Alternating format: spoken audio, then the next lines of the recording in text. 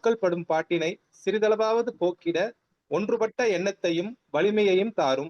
என் மனதிலிருந்து தகாத எண்ணங்களையும் உலகளவு ஆசையையும் அறவே ஒதுக்கி பணி செய்திட அருளுமாறு குழந்தை போன்று உன்னை சார்ந்து வேண்டுகிறேன்.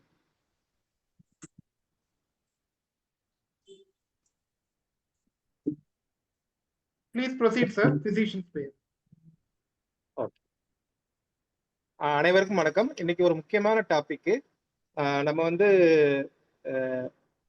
தமிழ்நாட்டில் மட்டும் இல்லை, இந்தியாவில் மட்டும் இல்லை, உலகத்திலேயே ரொம்ப பரவலாகிட்டு இருக்கிறது வந்து சுகரு, ப்ரெஷரு, கொழுப்பு, இது மூணும் தான். ஸோ இதை பற்றின டாபிக் இன்னைக்கு 2 டாபிக் நம்ம இன்னைக்கு ப்ரெசென்ட் பண்ண போகிறோம்.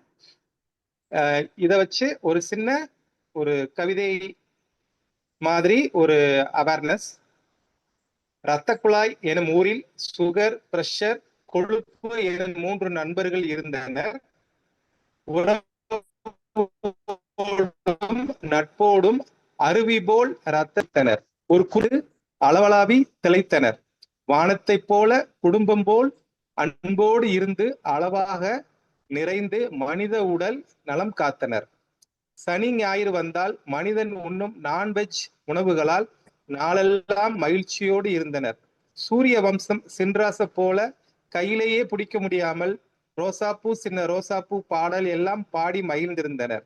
இவர் பாட அவர் ஆட 3ஆம் அவர் தாளம் போட தில்லானா மோகனாம்பாள் சிவாஜியும் பத்மினியும் பாலையாவும் போல் பார்ப்பதற்கு மகிழ்ச்சியில் திளைத்திருந்தனர். கண்ணுப்பட போகுதையா போல் இவர்கள் நட்பில் கண்பட்டு விட்டது. யார் பெரியவன் என நண்பர்களுக்குள் ஈகோ வந்து விட்டது. சுகரோ நான் தான் பெரியவன் என அட்வான்ஸ்டு கிளைகேஷன் என் ப்ராடக்ட்ஸ் மூலம் இரத்த குழாயை காயப்படுத்த ஆரம்பித்தது. அதை கண்டு கொதித்தெழுந்த இரத்த கொதிப்போ இரத்த குழாயின் எண்டோதீலியத்தை காயப்படுத்தி இரத்த குழாயை சுருங்க வைத்து ஸ்டிஃபாக்கி ரத்தம் செல்ல முடியாமல் சேதப்படுத்தியது. இவர்களை எல்லாம் மிஞ்சும் வகையில் அத்தெரோஸ்க்ளெரோசிஸ் மூலம் கொழுப்பு காயத்தோடு சேதாரமும் கொடுத்து இரத்த குழாயில் பிளாக்காக படிந்து சிறிது சிறிதாக அடைக்க ஆரம்பித்தது. முடிவில் சந்திரமுகி போல் முழுவதுமாய் மாறி இதயத்துக்கு செல்லும் இரத்த குழாயை அடைத்து ஹார்ட் அட்டாக்கை தந்தது. லவ் ஃபெயிலியர் போல எல்வி ஃபெயிலியர் தந்து இதயத்திலிருந்து ரத்தம் உடல் முழுவதும் செல்லாமல் தடுத்து இதயத்தை வலிக்க வைத்தது. மூளைக்கு செல்லும் இரத்த ஓட்டத்தை தடுத்து நிறுத்தி பக்கவாதம் தந்தது. பக்காவாதம் என பெருமைப்பட்டு கொண்டது. ஒழுங்கா வேலை செய்த கிட்னியை ஃபெயில் ஆக்கிடுது. யூரினை பாஸ் பண்ண விடாமல் தடுத்து நிறுத்திடுது.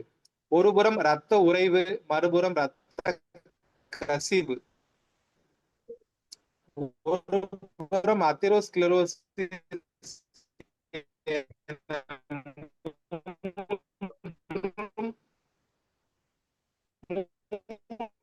ஒவ்வொரு போட்டு தாக்கு மூளை முடுக்கெல்லாம் கதற விடுகிறது. சுகர், பிரஷர், கொழுப்பு என நண்பர்களாய் இருந்தவர்கள் எதிராம் உண்டு எதிர்பார்ப்பாலே நொறு உடலால் மனதால் தினமும் உழன்று உடல் எனும் கோவிலை காக்க மறந்ததுதான். நல்ல நட்பையும் பேண வேண்டும், உடல் நலனையும் காக்க வேண்டும். நட்பெனும் ஆலயத்தில் நண்பர்களே சாமிகள். உடல் எனும் கோவிலில் மனம் எனும் கடவுளிடம் ஆசி வாங்குங்கள். நன்றி. நன்றி சார். ரொம்ப அருமையா உங்க ஸ்டைல்லயே வந்து பிரமாதப்படுத்திட்டீங்க. Sir Duraikannan sir. Sir good evening sir. Good evening. Hello. Good evening sir. Good evening sir. Good evening sir. கேக்குது sir. Sir you can start your welcome address sir. I welcome all the delegates who joined at this busy hours. சாப்டர் போஸ்ட்பாண்டில் தூக்கத்தோட வந்து உட்காந்து join பண்ணியிருக்கிறீங்க. இது very good topic on fat, cholesterol and myths are. அது வந்து ஒரு கார்டியாலஜிஸ்ட் வாயில கேட்டா நமக்கு எவ்வளோ நல்லா இருக்கும், மோதிர கொட்டு வாங்குற மாதிரி. He is Dr. Saravanan, MD/DM, expert, and he is a well-known cardiologist. Is delivering a talk on the fat, cholesterol, and heart, myths and facts. And the second topic is by Dr. Venkateshan, that is proteins harmful in kidney? There's a question. So both the topics will be covered by two genius. Here, The discussion is open. I welcome Dr. Saravanan to deliver his lecture. Thank you for the wonderful introduction, sir. Again, so before we begin, I wish to introduce the moderator. So please mute panikonga audience. Kindly mute yourself. Whoever is participating, kindly mute yourself. So I'm introducing our moderator for today. எல்லாருக்கும் தெரிஞ்ச ஒரு familiar face தான் doctor Farooq Abdullah. So அவருக்கு வந்து introduction வந்து பெருசா தேவை கிடையாது. இருந்தாலும் for freshers who are just seeing him for the first time, short introduction actually. So Farooq Abdullah is a youngster, upcoming young doctor, accomplished medical educator, clinician, author, and a social reformer. He has decades of experience in patient care and medical teaching. After finishing MBBS from Vellore Medical College, he joined government service in 2013, and his commitment has led him to serve as many roles, administrative roles, implementing the NHM. So after finishing his MD in pharmacology, he is currently working as senior assistant professor at the government Ramanathapuram Medical College. And his innovative teaching methods are well appreciated by all his students. Recently, he was awarded the Asan Award by IMA Tamil Nadu State. And he is a prolific author, having written many books on topics such as low carb diet and mental health also. He contributes regularly to Tamil magazines like Vigadan and other newspapers. He is a recognized voice in creating public awareness on non-communicable diseases and lifestyle modification. He is an active member of our Nalamdana committee, and he is currently in the second year in this role. And he is a philanthropist and social activist. He continues to inspire the medical fraternity and the public with his dedication, compassion, and commitment. I welcome you, dear Farooq. I also request you to give the short introduction of the first speaker before we begin. So thank you very much, sir, for introducing me. Before introducing the speakers, I must give my thanks to Dr. Sengutwan sir, President, Honorary Secretary Dr. S. Karthik Prabhu sir, Finance Secretary Dr. S. Gauri Shankar sir, and our beloved Chairman Dr. M. Duraikannan sir, our beloved convener, our brother Dr. Pradeep Kumar sir. எல்லாருக்கும் ரொம்ப நன்றி. இந்த மாதிரி கொஞ்ச நாளா break விழுந்துருச்சு. இப்போ திருப்பியும் நம்ம வந்து நலம்தானா 2.0 கிக் ஸ்டார்ட் பண்ணியிருக்கோம் with 2 brilliant speakers. One doctor Saravanan and another doctor Venkatesh. ரெண்டு பேருமே வந்து prolific speakers. First I will introduce doctor Saravanan. Baba start ஆயிடுச்சு. பிரதர் அந்த ஸ்லைடு போட்டீங்க. டாக்டர் சரவணன். டாக்டர் இ Saravanan, MBBS MD general medicine, DM cardiology. வேற யாரும் இல்லை, என்னுடைய ரொம்ப நெருங்கிய நண்பர், என்னுடைய காலேஜ் பேட்ச்மேட், மை பக்கத்து ரூம்மேட்டு. நான் நிறைய வந்து அவருக்கு ரூம்மேட்டா இருக்கும்போது, பக்கத்து ரூம்மேட்டா இருக்கும்போது நிறைய சிக்கல் கொடுத்துருக்கேன். அதெல்லாம் மீறி எவ்வளவு நல்லா படிச்சிருக்காரு பாருங்க. He has scored gold medals in UG, anatomy, physiology, OG, medicine. He has secured distinctions in anatomy, physiology, pharmacology, pathology, microbiology, ophthalmology, ENT, OG, medicine, pediatrics. இப்படி யூஜி லெவல்ல வந்து எல்லா இடத்துலையும் டிஸ்டிங்ஷன்ஸ், கோல்டு மெடல்ஸ் வாங்கிட்டு அதுக்கப்புறம் DM கார்டியாலஜி அட் சிஎம்சியில் he was a best outgoing student. He has secured doctor George Cherian medal, அனட்டும் Narendra endowment gold medal, B Nagireddy gold medal. கார்டியாலஜியில ஒரு AR ரஹ்மான் மாதிரி எப்பயுமே கார்டியாலஜியை வந்து உயிராகவும் உடலாகவும் எப்பயுமே சுவாசிச்சுக்கிட்டு இருக்காரு. Areas of special interest: transradial primary PCI, bifurcation PCI, chip PCI, atherectomy for calcified coronaries, CTO, IVUS. இப்படி எந்த இடத்துல நவீனப்படுத்தப்பட்ட கார்டியாலஜி இருக்கோ அது எல்லா துறைகள்லையுமே வந்து சிறந்து விளங்கியிருக்காரு. சுமார் குறைந்த நாட்கள்லயே 10,000 ஆஞ்சியோகிராம்ஸ், 2,000 ஆஞ்சியோபிளாஸ்டிஸ் பண்ணியிருக்காரு. ஸோ இந்த ஒரு சிறப்பான அனுபவமிக்க ஒரு கார்டியாலஜிஸ்ட், அதுவும் என் நண்பன் வந்து நம்மிடையே புறையோடி போயிருக்கிற ஆள் மனதுல ரொம்ப நாளாவே எனக்கு இருக்கிற சந்தேகம் என்ன அப்படின்னு பாத்தீங்கன்னா, கொழுப்பு, கொலஸ்ட்ரால் இவை வந்து நேரடியாக இதயத்தை பாதித்து இதய ரத்த நாளங்கள்ல அடைப்பை ஏற்படுத்தி நமக்கு ஹார்ட் அட்டாக்கை வர வைக்கிறது அப்படிங்கிறது நீண்ட நாட்களாக மருத்துவத்துறையில் மருத்துவர்கள் நம்பி வரும் ஒரு நம்பிக்கையா இருக்கிறது. அது உண்மைதானா அப்படிங்கிறத தெளிவாக நமக்கு சரியான அளவில் எடுத்து கூற வருகிறார் எனது இனிய நண்பர் doctor E Saravanan. Welcome my dear படி. தேங்க்யூ நண்பா. ஸோ இதே தான் நம்ம I'll just share my slides. I think I can share the slides.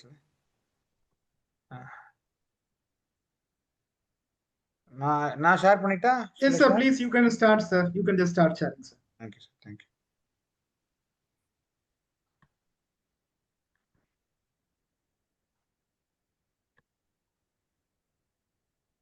So நம்ம அதான் இப்போ ஃபரூக் சொன்னதான் சொல்கிறேன். இப்போ ஐ ஹவ் ஹேட் மீன் நான் சிஎம்சியில் ப்ரொஃபஸர் அசிஸ்டன்ட் ப்ரொஃபஸராக இருந்தப்போ நிறைய ஜாப்பனீஸ் பீப்புளெலாம் வந்திருக்காங்க. அவங்க கூட டிஸ்கஷன் நம்ம நிறைய பண்ணியிருக்கோம். அவங்க யாரும் ஜப்பானில் யாருக்கும் ஹார்ட் அட்டாக் வந்துட்டா நீங்கள் வெஜிடேரியனாக மாறுங்க, நான்வெஜ் சாப்பிட்றது நிறுத்துங்க அப்படின்லாம் எந்த ஜாப்பனீஸ் டாக்டரும் அட்வைஸ் கொடுக்கறது இல்லை. ரெண்டாவது, அதிகமான லைஃப் ஸ்பேன் இருக்கிற ஜப்பானோ, இல்லை நான் ஆசிய நாடுகள் பற்றி தான் பேச விரும்புகிறேன். அதிகமான லைஃப் ஸ்பேன் இருக்கிற ஜப்பானோ, இல்லை சவுத் கொரியாவோ, இல்லை ரீசெண்டாக வந்திருக்க சைனாவோ, அல்லோ லேட் 77 இயர்ஸ் ஆவரேஜ் லைஃப் எக்ஸ்பெக்டன்சிக்கு மேலே இருக்கிற கண்ட்ரீஸில் ஹார்ட் அட்டாக் வந்து அவங்க யாரும் வெஜிடேரியனாலாம் மாறுறதில்லை. நம்ம நாட்டில் என்ன பிரச்சனைனா, நம்ம கல்ச்சர், அதாவது நம்மளோட பழக்கம், ஃபுட்டு, ரிலீஜன், லாங்குவேஜ், எல்லா வாக்ஸ் ஆஃப் லைஃப்லையும் அது ஊடுருவி இருக்கு. அதனாலே வந்து நம்ம ஒரு டிசீஸ் வந்தாலே நம்ம உடனே பாவ புண்ணியம் நல்லது, இது ஒரு கஷ்டம் வந்தால் கூட நான் சாமிக்கிட்ட என்ன வேண்டிக்கிறோன்னா நான் இது காப்பாற்றிடுறேன், இனிமேல் வெஜிடேரியனாக மாறிடுறேன். நம்ம நிறைய வீட்டில், நம்ம வீட்டில் நிறைய பேர் நீங்கள் பார்த்தீங்கன்னா அம்மாக்கள்லாம் வந்து வெஜிடேரியனாக மாறி இருப்பாங்க. கேட்டால் சாமிக்கு வேண்டியிருக்கேன், அதுக்கு வேண்டியிருந்தேன், இது வேண்டியிருந்தேன். So there is a lot of mixture of beliefs, customs, traditions which are all correlated with the food. So that is what is making it a little more complex rather than treating it as facts. So let us go to the topic proper. So diet, cholesterol, heart, myths and facts. So what we know, first we know that 80% cholesterol is synthesized in the liver. That is that we all know. 80% of cholesterol is synthesized in the liver. And we know that cholesterol is an important component of thrombus. அதாவது நம்ம சொல்ற உறுதியற்ற உடையக்கூடிய இரத்த நாள கட்டி. இதுதான் வந்து நம்ம வந்து மெடிக்கல் டேர்ம்ல thin cap fibroatheroma or high risk plaque அப்படின்னு நம்ம சொல்றோம். ஸோ உறுதியற்ற உடையக்கூடிய இரத்த நாள கட்டி, தட் இஸ் அ பிளாக்.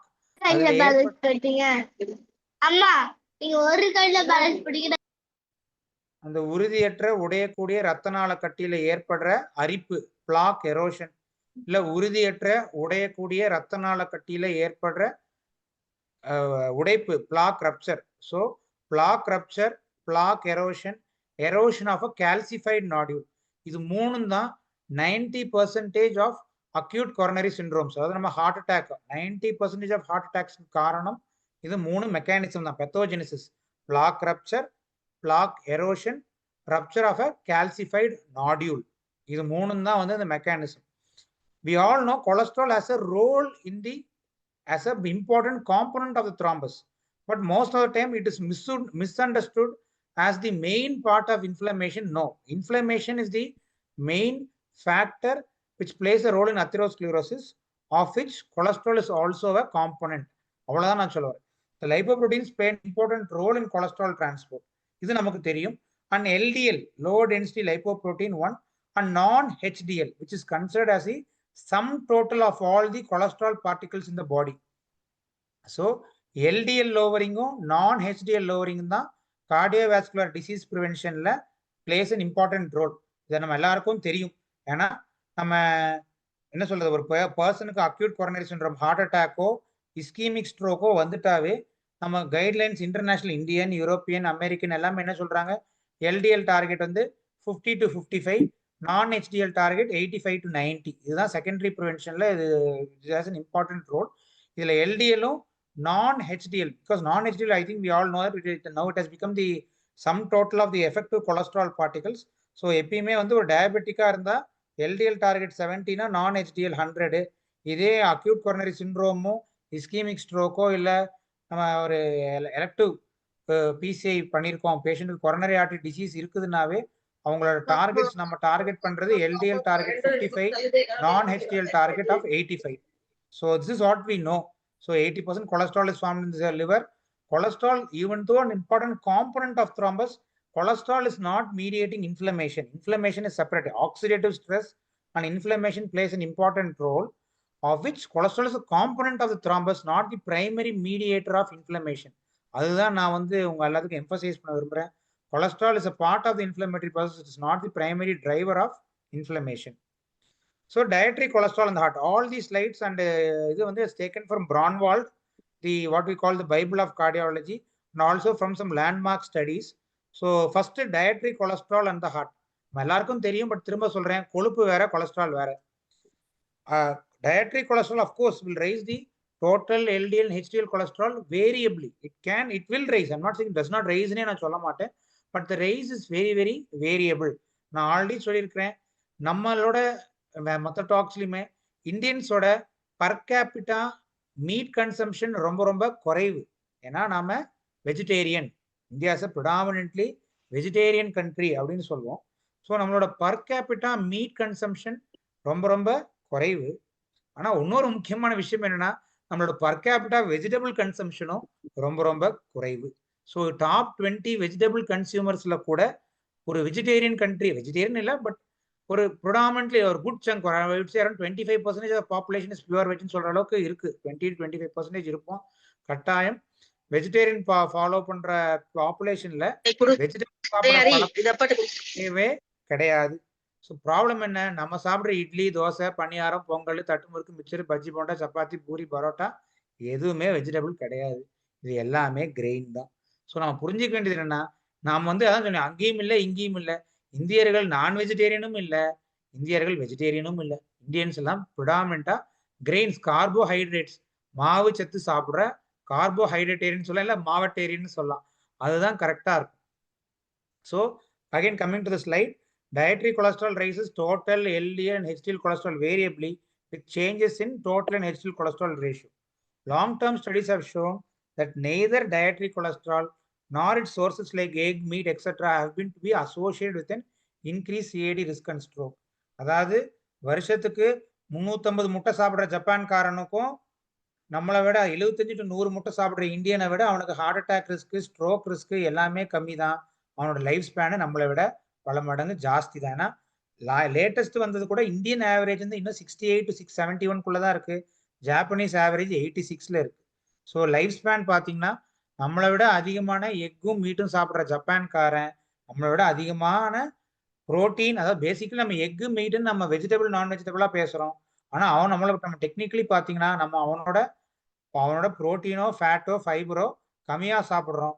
அவனை விட கார்போஹைட்ரேட்டும் ஆடட் சுகரும் அதிகமாக சாப்பிட்றோம். அவ்வளோதான் விஷயம். So basically it's also an Asian country, also rice eating country.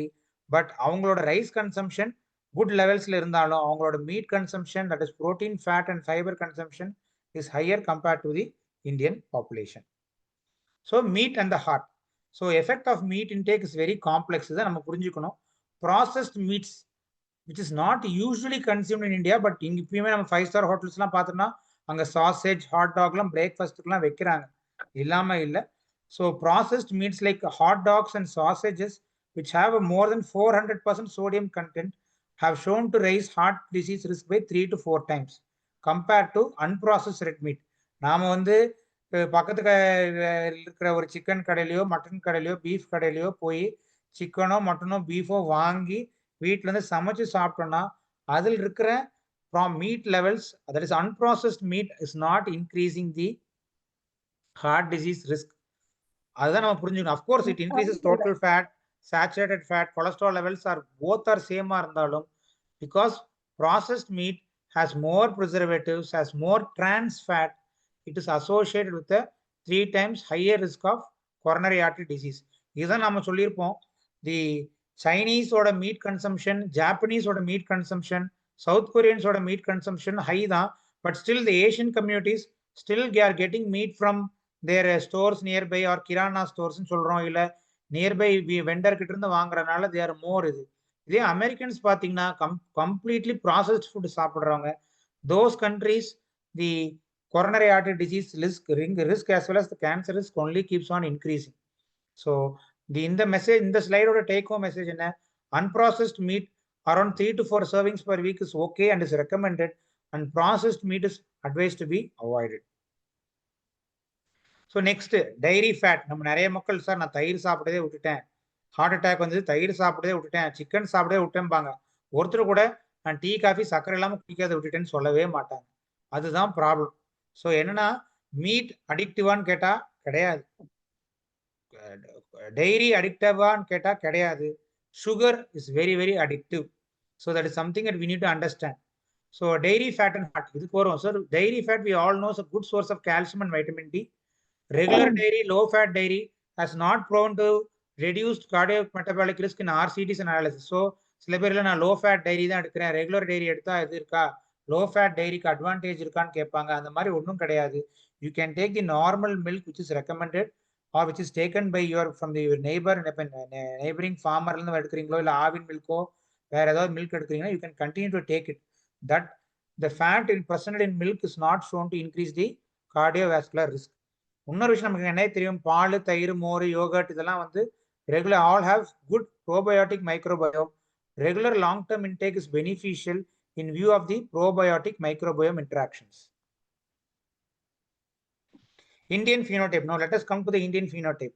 Now already சொன்னேன், high Indians now have a high incidence of metabolic syndrome and insulin resistance in general, and because it is a Indian diet is a high carb diet with a generous levels of added sugars. சில ஒரு Lancet article சொல்றான் Indians consume insane amount of sugars அப்படின்னு சொல்றோம். That is நம்ம பைத்தியக்காரத்தனமா சக்கரை சாப்பிடுறோம். That is one point. And the average Japanese calories, அவங்க குடிக்கிற ஒரு டீ காஃபில, ஜாப்பனீஸ் டீலயோ ஜாப்பனீஸ் காஃபிலயோ இருக்கிற கேலரி 5 கேலரி தான். ஏன்னா இது வந்து அவர் அழகா அந்த லேண்ட்செட் ஆர்டிகல் எழுதி ஷேர் தி லிங்க் லேட்டர். அது ஹாங்காங்க வந்து அவன் எடுத்திருக்கான் லேண்ட்மார்க்கா. ஹாங்காங் ஏன் எடுத்திருக்கான்னு பாத்தீங்கன்னா, ஹாங்காங்ல ஒரு சைனீஸ் ஏரியா இருக்கு, சைனா டவுன் இருக்கு, ஒரு பிரிட்டிஷ் டவுன் இருக்கு. பிரிட்டிஷ் டவுன்ல இருக்கிற மக்கள் எல்லாம் பாத்தீங்கன்னா நம்மள மாதிரி பால் ஊற்றி சக்கரை போட்டு டீ காஃபி குடிக்கிறானுங்க. சைனா டவுன்ல இருக்கிறவங்க எல்லாம் வந்து சைனீஸ் மாதிரி வெறும் டீ தூள், தண்ணி, அப்புறம் ஹெர்ப்ஸ் அதெல்லாம் ஆட் பண்ணி ஜிஞ்சரு இது அதாவது ஹெர்ப்ஸ் எல்லாம் போட்டுட்டு அவங்க அந்த மாதிரி டீ குடிக்கிறாங்க. ஸோ சைனீஸ் டீ வந்து 5 கேலரி வருது, இந்தியன்ஸ் குடிக்கிற டீ வந்து 110 கேலரி வருது. ஸோ அது ஒண்ணு. ரெண்டாவது, சைனீஸ் குடிக்கிறவங்க வந்து அவங்க ஒரு நாளைக்கு 8 டீ 10 டீ குடிக்கிறது இல்லை. ஏன்னா அவங்க டீ வந்து டேஸ்டா இருக்கிறது இல்லை. Even though it is giving them refreshness, it is not very tasty because naturally by taste of tea வந்து bitter-ஆ தான் இருக்கும். நம்ம ஜிஞ்சர்லாம் ஆட் பண்ணா கூட slightly better-ஆ இருக்கும், more palatable-ஆ இருக்குமே தவிர it is not a tasty tea. அதான் நான் சொல்லுவேன், நிறைய பேர் நம்ம இதில் மருத்துவ குழுமத்திலையும் நலந்தன குழுமத்திலையும் சொல்லுவாங்க, இந்தியர்கள் தமிழர்கள் குடிக்கிறது டீ காஃபியை, நம்ம குடிக்கிறது பாயாசம். ஏன்னா நம்ம அதில் இருக்கிற சர்க்கரையும் அதில் இருக்கிற டேஸ்ட்டும் நம்மளே அதை 7-8 தடவை குடிக்க வைக்குது. தாராளமா நான் ரொம்ப கம்மியா தான் சார் காஃபி குடிக்கிறேன், ரொம்ப டீ காஃபிலாம் ரொம்ப கம்மி சார்ன்னு சொல்ற ஒரு சாதாரண தமிழனை பார்த்தீங்கன்னா ஒரு நாளைக்கு 3 டீ குடிப்பேன் சார். நான் டீ ஜாஸ்தி எல்லாம் குடிக்க மாட்டேங்க சார். காலையில ஒரு டீ சார், சாயங்காலம் ஒரு டீ, நடுவில் எங்கேயாவது ஃப்ரெண்ட்ஸ் போனா இல்லை 11 o'clock 12 o'clock ஒரு டீ, அப்படிதான் சொல்லுவாங்க. ஸோ கம்மியான டீ காஃபி குடிக்கிற தமிழனே வந்து ஒரு நாளைக்கு 3 டீ காஃபி குடிக்கிறான். ஜாஸ்தி டீ குடிக்கிற சைனாக்காரனே ஒரு நாள் 2-3 தான் குடிக்கிறான். ஏன்னா அவன் டீ கசக்குது, நம்ம டீ இனிக்குது. நம்ம பாயாசம் குடிக்கிறனால ஒரு நாளைக்கு 8 டீ 10 டீ போடுது. ஸோ நான் அதான் என் பேஷண்ட் கிட்ட சொல்லுவேன், நீங்க இப்போ ஒரு கெனேடியன் ஸ்டடியை காட்டுவேன். ஸோ அவங்க வந்து எல்லா ஹோட்டல்ஸ்லயும் வந்து சால்ட் கன்சம்ஷன் ரெடியூஸ் பண்ணது மூலமாவே reduce ischaemic heart disease, stroke, hypertension risk வந்து பல மடங்கு குறைச்சிருக்காங்க. அதாவது ஹோட்டல்ஸ் ரெஸ்டாரண்ட்ல ஆடட் சால்ட் எல்லாம் கம்மி பண்ணிட்டாங்க. அதே மாதிரி இந்த நலந்தனா குடும்பத்து மூலம் நம்ம என்ன சொல்றோம்னா, நம்ம எல்லாருமே சைனாக்காரன் ஜப்பான்காரன் மாதிரி வரட்டி குடிச்சு பழகிக்கணும். வரட்டி வர காஃபி நம்ம நாமளும் குடிச்சு நம்ம அப்பா அம்மாவையும் குடிக்க வச்சு நம்ம பசங்களையும் குடிக்க வச்சோன்னா ஒரு சமுதாய பாப்புலேஷன் லெவல்ல இது ஹெவி, இது இன்சுலின் ரெசிஸ்டன்ஸ் ஒரு ஹெவியா அட்டாக் பண்றதுக்கு ஒரு ப்ராப்பரான ஒரு ஆர்மமெண்டேரியமா இருக்கும். ஸோ எல்லாரும் வரட்டி வர காஃபி குடிக்கிறதுக்கு எல்லாரும் ஒரு சபதம் எடுக்கணும், ஒரு பிளட்ஜ் மாதிரி ஒன்று கிரியேட் பண்ணணும்னு நினைக்கிறேன். நான் இனிமேல் பாயாசம் குடிக்க மாட்டேன், டீ காஃபி என்ற பெயரில் பாயாசம் குடிக்க மாட்டேன், நான் வரட்டி வர காஃபி தான் குடிப்பேன் அப்படிங்கிற மாதிரி ஒரு பிளட்ஜ் எடுத்தோம்னா உண்மையாவே அடுத்த 30 இயர்ஸ்ல வந்து நம்ம அட்லீஸ்ட் ஒரு 10 to 20% ஆகுது இன்சுலின் ரெசிஸ்டன்ஸை பாப்புலேஷன் லெவலில் குறைக்கலாம். And I am being very modest. Actually இதை விட இன்னும் அதிகமாகவே பண்ணலாம். ஸோ இந்தியன்ஸ்க்கு இருக்கிற ப்ரொஃபைல் எப்படி இருக்குன்னு ஃபீனோடைப் ப்ரொஃபைல் பார்த்தீங்கன்னா high triglycerides.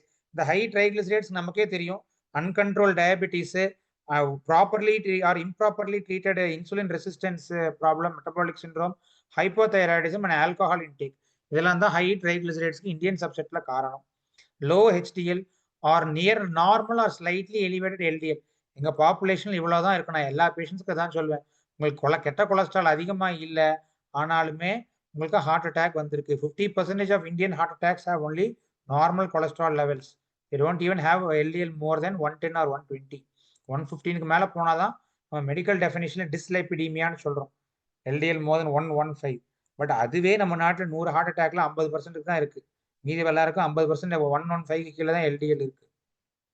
There's a higher incidence of diabetes mellitus and abdominal obesity. Statins in primary prevention. அதனால இது ஒரு எம்பசைஸ் பண்ண விரும்புறேன். ஸ்டாட்டின்ஸ் பிரைமரி ப்ரிவென்ஷனுக்கு அதாவது சுகர், பிபி, ஃபேமிலி ஹிஸ்டரி எந்த ரிஸ்க் ஃபேக்டரும் இல்லாம ஜஸ்ட் பிரைமரி ட்ரீட் பண்ணணும்னா இப்போ LDL மோர் தென் 190 தான் கிளாஸ் 1 இண்டிகேஷன். இதே நீங்க அடுத்த டெஃபினேஷன் பாருங்க. நம்ம எல்லாருக்கும் இதை நான் அடிக்கடி சொல்லிட்டே இருப்பேன். இது டயபெட்டிக் இல்லாத ஒரு நபருக்கு, ஹைப்பர் டென்ஷன் இல்லாத ஒரு நபருக்கு, ரிஸ்க் ஃபேக்டர்ஸ் இல்லாத ஒரு நபருக்கு LDL 190க்கு மேல போனாதான் நம்ம ட்ரீட் பண்ண சொல்றோம் கிளாஸ் 1. அதுவே அந்த பேஷண்ட் டயபெட்டிக் ஆயிட்டாருன்னா LDL 70க்கு மேல போனாவே நம்ம ட்ரீட் பண்ணணும். So you understand that LDL is not the primary mediator of inflammation. It is just a taking part in the inflammatory process. So inflammation தான் ஹார்ட் அட்டாக்ல or acute coronary syndrome லயோ ischemic stroke லயோ what we call ASCVD, this heart attack, heart failure and ischemic stroke. அந்த ASCVDல முக்கியமான inflammation தான் plays the important role. So பாருங்க, சும்மா இருக்கவருக்கு LDL வெறும் நான் டயபெட்டிக் நான் ஹைப்பர்டென்ஷன் எதுவுமே இல்லாதவருக்கு LDL 150 நம்ம ட்ரீட் பண்ண தேவையில்லை. அதே டயபெட்டிக்கா இருந்தா LDL 85 இருந்தாலுமே நம்ம 70 கீழே கொண்டு வர சொல்றாங்க. This is what we need to understand. ஏன்னா நமக்கே தெரியும் டயபெட்டிஸ் காசஸ் இன்ஃப்ளமேஷன் இந்த வெசல் வால். அந்த வெசல் வால் இருக்க இன்ஃப்ளமேஷனை ஆத்துறதுக்கு தான் கொலஸ்ட்ரால் போகுது. Repeated cholesterol deposition narrows the lumen. Of course, chronic cholesterol deposition along with CKD inflammation develop ஆறப்ப they develop calcified plaques also, which are always an interventionist's nightmare.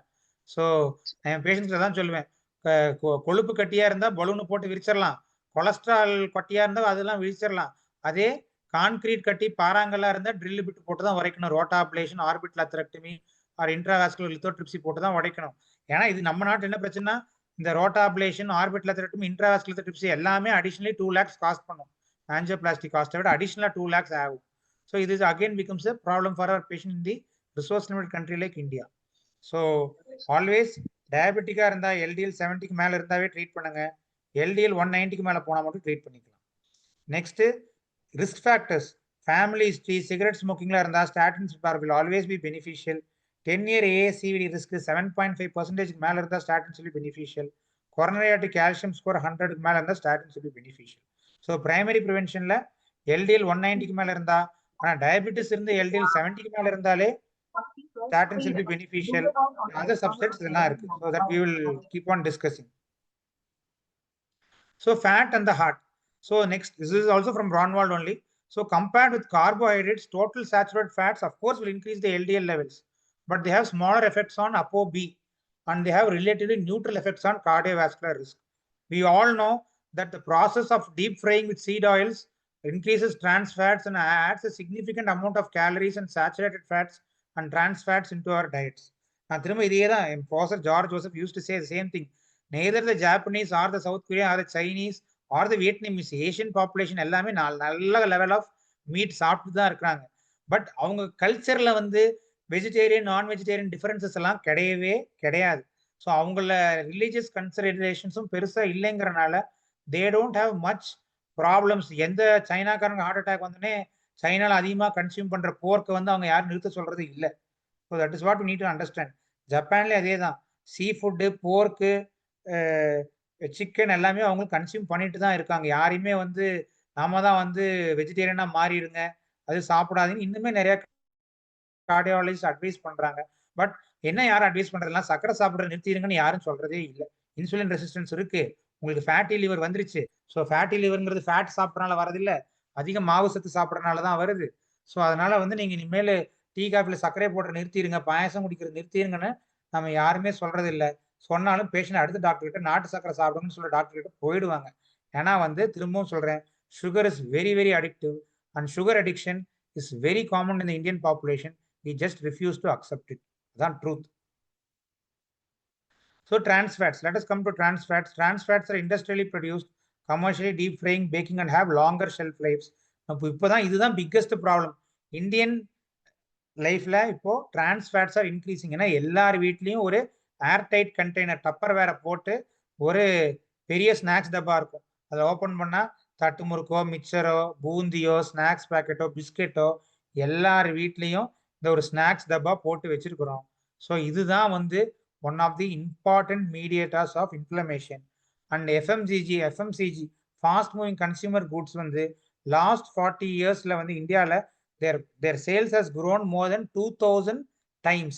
அதாவது அவ்வளோ time, of course, because our income has grown, our consumption of fast moving consumer goods has also grown. அதனால வந்து FMCG products எல்லாமே வந்து will definitely promote inflammation. நமக்கே தெரியும் metabolic syndrome is a common thread. நம்ம treat பண்ற டயபெட்டிஸோ, hyper டென்ஷனோ, டிஸ்லிபிடீமியாவோ, ஒபிசிட்டியோ தனி disease கிடையாது. these are all part of metabolic syndrome. So in all the subsets, low carb diet will be definitely be beneficial. So, and I already சொன்ன மாதிரி diabetes mellitus, hypothyroidism, alcohol needs to be addressed, and insulin resistance is a very very common threat. See, very important part நான் சொல்லுவேன். டிஃபரன்ஸோட ஆமினஸ் ஆக்டெட்ல insulin resistance is a very important thing. He always treat the root cause. So நம்ம பார்க்குற type 2 diabetesல insulin resistance is the most common cause. That is, and we need to treat that primary cause by reducing our carbohydrate intake and taking more healthy proteins and fat and good amount of fiber. So next, hypertriglyceridemia. So இந்த hypertriglyceridemia treat பண்ணுமா அப்படின்னு கேட்டோம்னா ரெண்டு studies, இந்த strength study, reduce it study. இந்த reduce it ஸ்டடியில் வந்து highly purified form of icosa pentaethyl ether, அது வந்து 4 grams daily reduced cardiovascular events compared to placebo. But இந்த ட்ரையலையும் இருக்கிற கான்ட்ரவர்சி என்னன்னா, அந்த பிளசிபோ குரூப்புக்கு மினரல் ஆயில் கொடுத்தாங்க. ஸோ அதுவே ஒரு ரிஸ்க் இன்க்ரீஸ் பண்ணியிருக்குமாங்கிற ஒரு இது இருக்கு. So that is one thing. The strength ஸ்டடியில் 4 grams of omega-3 oil, that is equal mixture of eicosa pentaenoic acid and docosa hexaenoic acid fail to show benefit. And prominent ஸ்டடிலையும் lowering triglycerides did not show cardiovascular benefit. இப்போ வரைக்கும் நம்ம trials R guidelines படி பார்த்தீங்கன்னா triglyceride 500க்கு மேலே போனால் தான் treat பண்ணணும். அதுவும் ஃபார் ட்ரீட்டிங் pancreatitis தான், not for treating coronary artery disease risk. But still நம்ம கிளினிக்கல் ப்ராக்டிஸில் ட்ரைக்ளிசரைட்ஸ் 250க்கு மேலே போனாவே we definitely treat in addition to dietary therapy. Up to 150 to 250 வரைக்கும் I advise only dietary modification. 250க்கு மேலே போச்சுன்னா I tend to add ஏதாவது ஐகோசா pentaethyl ether மாதிரி ஏதாவது add பண்ணுறேன். பட் கைட்லைன்ஸில் பார்த்தீங்கன்னா 150க்கு மேலேயே வந்து கிளாஸ் 2A இருக்கு, because of the benefit in the reduce it study. So triglycerides more than 500 they should be treated in view of increased risk of pancreatitis. So high TGL is a part of the metabolic syndrome already discussed. So we need to combat insulin resistance and its adverse effects. We need to focus on weight loss as well as waist loss. We need to treat fatty liver. I am again saying fatty liver வந்துருச்சுனாலே நமக்கு inflammation உடம்புல இருக்குன்னு அர்த்தம். ஏன்னா நம்ம நாட்டில் நிறைய 90, I would say 35 இயர்ஸ்க்கு மேலே நீங்கள் 100 பேருக்கு பண்ணீங்கன்னா அட்லீஸ்ட் சிட்டிஸ்லாம் 75 people including doctors, we are also no different from anybody, எல்லாருக்கும் grade 1 fatty liver கட்டாயம் இருக்குது. So we need to avoid alcohol, avoid smoking. No amount of alcohol is safe. Reduce the carbohydrates and healthy protein and fats. So what is the real heart healthy diet? கேட்டா நம்ம முன்னோர்கள் வந்து இதெல்லாம் சாப்பிட்டாங்கன்னு சொல்லுவாங்க. ஆனா அதுதான் இல்லை. நம்ம முன்னோர்கள் சாப்பிடவே இல்லை, அதனாலதான் ஆரோக்கியமா இருந்தாங்க. The thing is they only survived, they did not live. அது நம்ம எல்லாருக்குமே தெரியும். So they did not, நம்மள மாதிரி உட்காந்து மட்டன் பிரியாணி, சிக்கன் 65 எல்லாம் அவங்க சாப்பிடவே இல்லை. ஸோ வந்து அவங்களோட they ate only for survival. They had high levels of physical exertion. Exertion was built into daily life. அதனாலதான் முன்னோர்கள் ஒன்றும் பழைய சாப்பிட்டனால ஒன்றும் ஹெல்த்தியா இல்லை, அவங்க சாப்பிடவே இல்லை, அதனாலதான் ஹெல்த்தியா இருந்தாங்க. அவங்க உணவு கன்சம்ஷன் ரொம்ப குறைவு, உடல் உழைப்பு மிக மிக அதிகம், அதனாலதான் இருந்தாங்க, ஹெல்த்தியா இருந்தாங்க. அவங்க ஒன்றும் பேலன்ஸ் டயட்லாம் எடுக்கல. அவங்க உடல் உழைப்பு இருந்தனாலே தேர் போன்ஸ் பிஆர் ட்ரைன்டு. நம்ம டெய்லி ஜிம்முக்கு போய் ஸ்ட்ரென்த் ட்ரைனிங் பண்ற மாதிரி அவங்க பண்ற உடல் உழைப்பும் அதே வந்து it was enough for them. Resistant training மாதிரி was helping them survey very good. நம்ம என்ன சொல்லணும்னா, at least I know lot of people are not able to adherence to diet தான் ப்ராப்ளமா இருக்கு. But I would say reduce the carbohydrates by at least half. Avoid added sugar. சுகருங்கிறது தீபாவளி, பொங்கல், அந்த மாதிரி birthday, anniversary அன்னைக்கு மட்டும் வருஷத்துல சாப்பிட்டுக்கலாம். ரொட்டீனா டீ காஃபில சக்கரை போடுறது நிறுத்தினாவே நமக்கு ஒரு பெரிய இதாயிடும். இந்த ஃபங்க்ஷனுக்கு இல்லை சொந்தக்காரங்க வீட்டுக்கு போனால் ஸ்வீட் பாக்ஸ் வாங்கிட்டு போறது, அந்த பழக்கத்தை எல்லாம் மாற்றணும். Increase the proteins. ஸோ சைனாக்காரன், ஜப்பான்காரன், சவுத் கொரியாக்காரன் மாதிரி take more eggs, more meat, more soy, more paneer அவங்க எடுக்க மாட்டாங்க, paneer is more of Indian இது. And healthy fats, eggs and meat, ஒரு அவியல் ஒரு பொரியல். பிகாஸ் நம்ம என்னதான் சொன்னாலும் Indian population is very resistant to make the dietary change, especially people above the age of 50. ஏன்னா அவங்க அந்த ஒரு லைஃப் ஸ்டைலுக்கு பழகிடுவாங்க, இதுதான் என்னோட சமையல், இதுதான் இருக்கும். ஸோ இது வெள்ளிக்கிழமைனா இது, வியாழக்கிழமைனா சாய்பாபா கோயிலுக்கு, வெள்ளிக்கிழமைனா இந்த ஃபங்க்ஷன், இது நிறைய ரிலீஜியஸ் பிலீஃப்ஸ், ட்ரெடிஷன்ஸ், கஸ்டம்ஸ்லாம் இருக்கு. ஸோ அட்லீஸ்ட் நான் என்ன சொல்லுவேன், நீங்க at least increase your fibre, increase ஒரு அவியல் ஒரு பொரியல் இன்க்ரீஸ் பண்ணுங்க. ஃபைபர் எவ்வளோ இன்க்ரீஸ் பண்ண முடியுமோ இன்க்ரீஸ் பண்ணுங்க. எப்பெல்லாம் உங்களோட culture or religious tradition allow பண்ணுதோ அப்பெல்லாம் மீட்டும் எக்கும் எடுத்துக்கோங்க. That will definitely improve.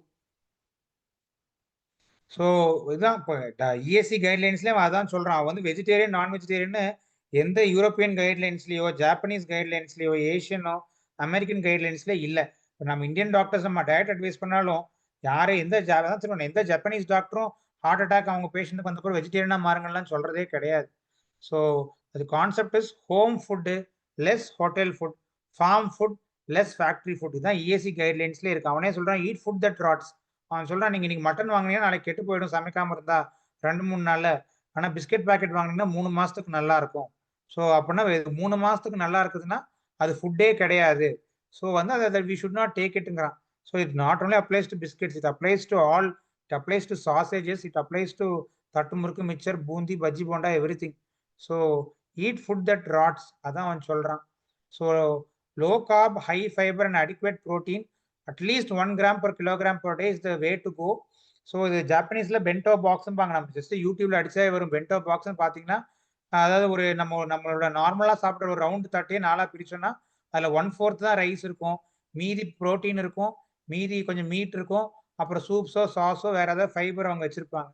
So that is more balanced diet.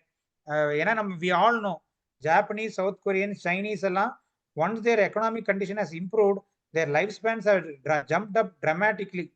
40 years ago or 50 years ago ஒரு ஆவரேஜ் சைனீஸ் வந்து இந்தியனை விட 4 சென்டிமீட்டர் ஹைட் கம்மியாக தான் இருந்தான். இப்போ ஒரு ஆவரேஜ் சைனீஸ் வந்து இந்தியனை விட ஆவரேஜ் 6 சென்டிமீட்டர் டாலராக இருக்காங்க. So that is because of their heavy or increased consumption of proteins and fats because they have grown economically. நம்ம நாட்டு என்ன கொடுமைன்னா, வசதி வந்த அப்புறமும் நம்ம cultural habits and believes are preventing us from taking more healthier proteins and fats. அதுதான் ப்ராப்ளமாக இருக்கு. ஸோ மென்டல் வெல்பீயிங் இது இன்னொரு முக்கியமான விஷயம். So food is not only what mouth consumes but also the mind consumes. இந்தியாவில் ஹையர் ஒர்க் ஹவர்ஸ் இருக்கு, நிறைய ஒர்க் ஸ்ட்ரெஸ் இருக்கு. நம்ம டாக்டர்ஸே அப்படிதான். நம்ம கவர்மெண்ட்ல இருக்கிறவங்களும் சரி, பிரைவேட்ல இருக்கிறவங்களும் சரி, கவர்மெண்ட்லேயும் 6 hours ஒர்க் பண்ணுவோம், அப்புறம் கிளினிக்ல போய் ஒரு 4 to 5 hours ஒர்க் பண்ணுவோம். பிரைவேட்ல இருக்கவங்களும் அவங்க கார்பரேட் ஹாஸ்பிட்டல் ஒரு 8 hours, கிளினிக்ல ஒரு 2 to 3 hours, எல்லாருமே ஆவரேஜா 10 to 12 hours மேல ஒர்க் பண்றவங்க தான். நம்ம எல்லாருமே செக்கு மாடு தான். நமக்குலாம் குவாலிட்டி ஆஃப் லைஃப் ரொம்ப ரொம்ப புவர் தான். நம்ம எல்லாருமே அக்செப்ட் பண்ணி தான் ஆகணும். ஏன்னா நம்ம பொருளாதார தேவைக்காக செக்கு மாடா வாழ்றோம், அதையும் அக்செப்ட் பண்ணிக்கணும். So because we are not rich country, so stress management and adequate sleep plays an important role. We need to be more physically active. நம்மளை விட ரிச்சர் கண்ட்ரீஸ்லாம் இருக்கிற ஜப்பான், சவுத் கொரியாலாம் வந்து அங்கே more of government based health care system இருக்கிறனால டாக்டர்ஸ்க்கு இவ்வளவு work stress எல்லாம் இல்லை. ரீசெண்டாக கூட கேள்விப்பட்டிருப்பீங்க, சவுத் கொரியாவில் இருக்கிற எல்லா டாக்டர்ஸும் பெரிய ஸ்ட்ரைக்கு. எதுக்குன்னா புது மெடிக்கல் காலேஜ் ஓப்பன் பண்ணக்கூடாதுன்னு. ஸோ ஆனால் அங்கே ஒன்றும் பண்ண முடியல. அங்கே டாக்டர்ஸ், கவர்மெண்ட் டாக்டர்ஸ் ஸ்ட்ரைக் பண்ணால் அங்கே ப்ரைவேட் ஃபெசிலிட்டிஸ்லாம் ரொம்ப ரொம்ப கம்மி. ஸோ கவர்மெண்ட் ஃபைனலாக ஈல்டு ஆகிட்டாங்க வழி இல்லாமல். ஏன்னா வந்து அங்கே இருக்கிற காலேஜ் இதுதான் ஒன்றும் அவங்க சொன்ன கேட்டு தான் ஆகணும். ஸோ அவங்களுக்குலாம் பெட்டர் ஒர்க் லைஃப் பேலன்ஸ் டெஃபினட்டாக இருக்குது.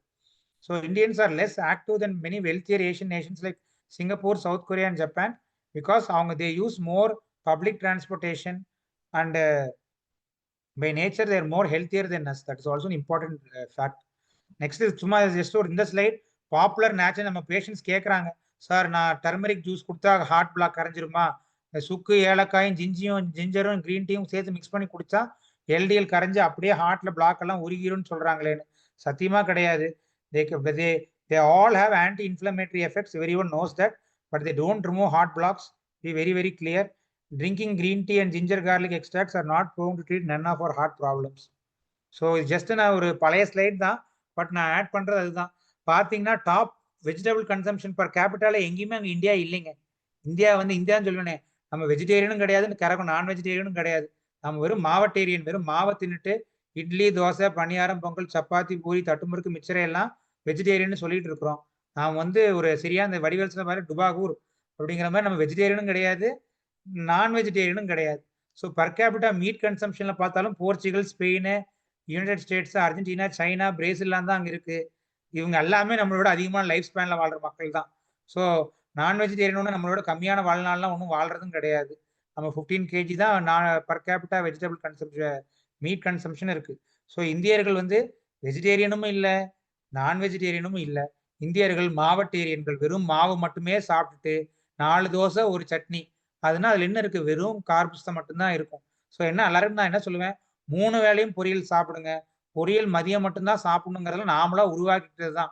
ஏதோ பொரியல் வந்து எப்படிப்பா காலையில பொரியல் சாப்பிடுறதுன்னு கேட்குறாங்க எங்க பேஷண்ட். எங்க வீட்டில் எங்க பேரண்ட்ஸ் அட்வைஸ் பண்ணா கூட என்ன இருக்கு, வெண்டைக்காய் பொரியல் காலையில பண்ணா காலையில ஒரு கப் வெண்டைக்காய் பொரியல் சாப்பிட வேண்டியதுதான். ஸோ 3 வேளையும் வெஜிடபிள் சாப்பிடணும். ஹெல்த்தியர் ப்ரோட்டீன்ஸ் அண்ட் ஃபேட்ஸ் எடுத்துக்கணும். கார்போஹைட்ரேட்டை 50% கட் பண்ணணும். ஃபேட்டை கார்போஹைட்ரேட்டை 50% கட் பண்ணணும். ஆடட் சுகரை கம்ப்ளீட்டா அவாய்ட் பண்ணணும். ஃபேட் வில்லன் கிடையாது. ஃபேட் வில்லன்கிற ஃபீலை முதல்ல விடணும். அவ்வளவுதான். ஃபேட் வேற, கொலஸ்ட்ரால் வேற. ஸோ இதான் எல்லாரும் சொல்றது. Avoid added sugar, avoid smoking, reduce your salt intake, reduce your stress, manage your sleep, avoid sedentary life style and restrict social media. ஏன்னா இப்போ நான் நம்ம மருத்துவ குழும குரூப்ல கூட போட்டிருந்தேன். இஎஸ்சி வந்து இதே கொண்டு வந்துட்டான், நோ டெக் ஆஃப்டர் 9. 9 மணிக்கு மேல நீங்க டிவியோ, போனோ, லேப்டாப்போ யூஸே பண்ணக்கூடாது. ஏதோ ஒரு பாட்டை மியூசிக்கை பேக்ரவுண்ட்ல போட்டுட்டு ஒரு கதை புக் எடுத்து படிச்சுட்டு தூங்கிடணும் அப்படின்னு தான் சொல்றான். 9 மணிக்கு மேல டெக்னாலஜி யூஸ் பண்றதே ஹார்ட் ஹெல்த்துக்கு நல்லது இல்லை. உங்க தேவையில்லாம உங்க சிம்பத்தட்டிக் ஆக்டிவிட்டியை ஹையாவே வச்சுட்டு இருக்கீங்கிறான். ஸோ சோஷியல் மீடியா அதுதான், அதுக்காக தான் மெயினா போட்டேன். No tech after 9. அது 9 o'clock மேல நம்ம டெக்னாலஜியை யூஸ் பண்ணக்கூடாது.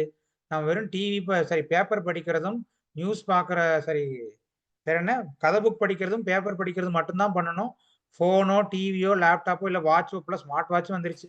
ஸோ எந்த விதமான டெக்னாலஜியும் 9 மணிக்கு மேல யூஸ் பண்ணக்கூடாதுன்னு சொல்றேன். நன்றி, வணக்கம். Thank you so much sir. Farooq bro please உங்களோட இன்புட் சொல்லிட்டு we can go to the next session and finally we can answer the doubts. Yeah. Dr. Saravanan, my friend, has given a very eye-opening session. நம்ம ஏற்கனவே கடந்த 2 வருஷங்களா பேசிக்கிட்டே வர்றதுதான். அதை வந்து தொகுத்து அறிவியல் பூர்வமான ஆய்வுகளையும் முன்னிறுத்தி கொழுப்பு சாப்பிட்றதோ அல்லது ஃபேட் சாப்பிட்றதோ நேரடியா இதயத்துக்கு பாதிப்பை ஏற்படுத்துறது இல்லை அப்படிங்கிறத தெளிவா சொல்லியிருக்காரு. அதுல அவர் சொன்ன இந்த பாயிண்ட்ஸை நான் வந்து சம்மரைஸ் பண்ண விரும்புறேன். Cholesterol is not a primary driver of inflammation. இன்ஃப்ளமேஷனுக்கு மேஜர் ரீசன் வந்து it is metabolic syndrome, insulin resistance. இப்போ இன்சுலின் ரெசிஸ்டன்ஸ் எதனால டிரைவ் ஆகுது அப்படிங்கிறதுக்கு அவரே வந்து விடை சொல்லியிருக்காரு. என்னன்னா, we are eating high carb diet, moreover we are grainatarian country. அதாவது நான்வெஜ்ஜும் நம்ம ஒழுங்கா சாப்பிட்றது இல்லை, வெஜிடேரியனையும் நம்ம வந்து சரியான அளவுல சாப்பிட்றது இல்லை. ஃபைபர்னு சொல்றோமே தவிர அந்த ஃபைபரையும் நம்மளால சாப்பிட வைக்க முடியல நம்மளால. கூட வந்து சரி இந்த சைடு புரோட்டீன் சொன்னாலும் புரோட்டீனுக்கும் நம்ம வந்து புரோட்டீன் எது வந்து கரெக்டான புரோட்டீன் சோர்ஸோ அதையும் நம்மளால சாப்பிட வைக்க முடியறது இல்லை அப்படிங்கறத வந்து அந்த வருத்தத்தை வந்து பதிவு பண்ணிட்டாரு. Dietary cholesterol has no direct role in coronary artery disease and stroke அப்படிங்கிறது பிரான்வால்ஸ்ல இருக்கிறத பதிவு பண்ணியிருந்தாரு. நம்மளோட அதிகமா முட்டை சாப்பிட்ற ஜப்பான் வந்து நம்மளோட அதிகமா வாழ்ந்துட்டு இருக்காங்க. ஏன்னா நம்ம வந்து பாத்தீங்கன்னா ஹார்ட் அட்டாக் வந்த பேஷண்ட்டுக்கோ அல்லது டயபெட்டிக்ஸ் வந்த பேஷண்ட்டுக்கோ மஞ்சக்கருவை தூக்கி போட்டுருங்க, வெள்ளைக்கருவை மட்டும் சாப்பிட சொல்றோம், அதை வந்து பதிவு பண்ணியிருந்தாரு. மட்டனை பொறுத்த வரைக்கும் டயபெட்டிக் பேஷண்ட் சாப்பிடக்கூடாத ஒரு பொருளாக நம்ம இந்தியாவில் மட்டன் இருக்கு. ஆனா அதை வந்து 2 வகையா இருக்கு. அது ப்ராசஸ்ட், அதாவது பதப்படுத்தப்பட்ட இறைச்சி, பதப்படுத்தப்படாத இறைச்சி. பதப்படுத்தப்பட்ட இறைச்சியில் இருக்கும் பிரச்சனை என்னன்னா, அது 400 மடங்கு அதிகமா அதுல வந்து சோடியம் இருக்கிறது தான் அதுல இருக்கிற பிரச்சனை. அதை பதப்படுத்தப்படுவதற்கு நிறைய ப்ரிசர்வேட்டிவ்ஸ் யூஸ் பண்றாங்க, அதுவும் பிரச்சனை. ஸோ புற்றுநோயையும் அல்லது இன்சுலின் ரெசிஸ்டன்ஸ், அப்புறம் ஹைப்பர் டென்ஷன், ஹார்ட் டிசீஸ் இதெல்லாம் உருவாக்குறது என்னன்னு பாத்தீங்கன்னா, அந்த ப்ராசஸ் பண்ற மெத்தட்ஸும் அதில் சேர்க்கிற அந்த சோடியமும் தான் காரணமே தவிர இறைச்சி மேல அந்த மட்டன், பீஃப் இது மேல எந்த பழியும் சுமத்த வேண்டாம் அப்படின்னு சொல்லியிருந்தாரு. அதுக்கப்புறம் வந்து நம்ம பால் மற்றும் பால் பொருட்கள் மூலமா கிடைக்கிற கொழுப்பினாலும் சிவிடி ரிஸ்க் இன்க்ரீஸ் ஆகிறது இல்லை அப்படிங்கிறத சொல்லியிருந்தாரு. we are intaking insane amount of sugars. அது உண்மை. நம்மளுடைய இளைய தலைமுறைகள் நம்மளை கூட இப்போ நம்ம வந்து நம்ம மடிச்சு ஒரு லெவல்ல விட்டுலாங்க. ஆனா நம்மளோட குழந்தைங்க என்ன பாவம் பண்ணாங்க, அவங்களுக்கு நம்ம வந்து சரியான வழிகாட்டுதலா நம்ம இருக்கிறது இல்ல. அவங்க பாத்தீங்கன்னா பிஸ்கட் சாப்பிடுறாங்க, பர்கர் சாப்பிடுறாங்க, எல்லா இடத்துலயும் பாத்தீங்கன்னா கார்போஹைட்ரேட்ஸ், டிரான்ஸ் ஃபேட்ஸ், அதுக்கப்புறம் கூட insane amount of sugars they are consuming. 5 years 6 years old குழந்தைங்களுக்கு கூட ஃபேட்டி லிவர் பாக்குற கொடுமை, அதுக்கப்புறம் 10 வயசு 12 வயசு பிள்ளைங்களுக்கு டைப் 2 டயபிட்டிஸ் கண்டுபிடிக்கிற கொடுமையெல்லாம் வந்து நம்ம தினசரி லைஃப்ல பாத்துக்கிட்டு இருக்கிறோம். நம்ம எல்லாருமே அவர் சொல்ற மாதிரி ஒரு பிளட்ஜ் எடுத்துக்கிட்டு இன்னையில இருந்து நம்ம டீ காஃபில சுகரை போடாம இருக்கலாம். இன்னும் ஒரு படி எக்ஸ்ட்ரா போய் அவர் சொல்ற மாதிரி வர டீ வர காஃபி குடிச்சு நம்ம பழகணும் அப்படின்னா வந்து இன்னும் சூப்பராகவே இருக்கும். அதுக்கப்புறம் இன்னொரு ஒரு முக்கியமான ஃபேக்ட் அவர் பகிர்ந்துகிட்டாரு. இந்தியாவில் நடக்கக்கூடிய 50% மயோகார்டியல் இன்ஃபெக்ஷன்ல எல்டிஎல் 115க்கு கீழே தான் இருக்குது அப்படிங்கிறது ஒரு சிறப்பான ஒரு அதிர்ச்சி தரக்கூடிய ஒரு தகவல். ஸ்டாட்டின்ஸை எங்கெல்லாம் பயன்படுத்தலாம் அப்படிங்கிறது குறித்து ஒரு கண் விழிப்பு அனைவருக்குமே ஏற்பட்டிருக்கும், விழிப்புணர்வு ஏற்பட்டிருக்கும். அதுக்கப்புறம் டீப் ஃப்ரையிங் சீட் ஆயில்ஸ், நம்ம வந்து யூஸ் பண்ற முக்கால்வாசி ஆயில் பாத்தீங்கன்னா சீட் ஆயில்ஸ் இருக்கு. அதை எடுத்து டீப் ஃப்ரை பண்ணும்போது டிரான்ஸ் ஃபேட்ஸ் அதிகமாகுது. அதே மாதிரி ட்ரைகிளிசரைட்ஸ் அளவுகளை நாம எப்போ வந்து ட்ரீட் பண்ணணும் அப்படிங்கிறதையும் நமக்கு வந்து சொல்லி கொடுத்தாங்க. Triglycerides more then 500 should be treated. ஃபைனலா அவர் சொன்னது கார்போஹைட்ரேட்டை நம்ம சாப்பிடுற அளவில் இருந்து பாதியாக குறைப்பது, மேற்கொண்டு எதுவுமே இனிப்பு எடுத்துக்கொள்ளக்கூடாது, அதிகமா புரதத்தை சேர்த்துக்கொள்ள வேண்டும், ஆரோக்கியமான கொழுப்பை வந்து அச்சம் இல்லாம எடுத்துக்கணும், தினசரி ஒரு அவியல் ஒரு பொரியல் ஃபைபருக்காக நம்ம எடுத்துக்கணும். சைனா வந்து நம்மளோட பொருளாதாரத்துல வளர்ச்சி அடைந்து அதிகமான புரதம் அதிகமான ஃபேட் சாப்பிட்டு நம்மளோட ஹைட் அதிகமாயிட்டாங்கன்னு சொன்னது கூட எனக்கு ஒரு புதிய செய்தியா இருக்குது. ஏன்னா சைனானாலே நம்ம வந்து நம்மளோட குட்டை அப்படின்னு சொல்லியே நம்ம பேசி பழகிருக்கோம், பாடி ஷேமிங் பண்ணி.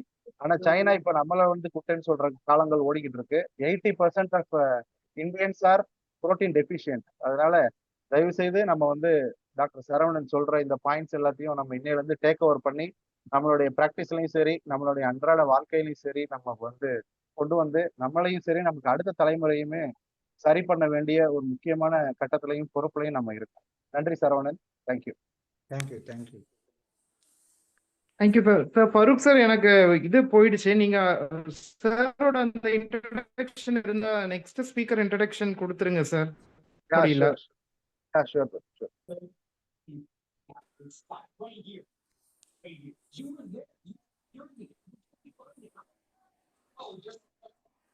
Meanwhile, there's a doubt being asked, sir. Saravanan sir, can you clarify, sir?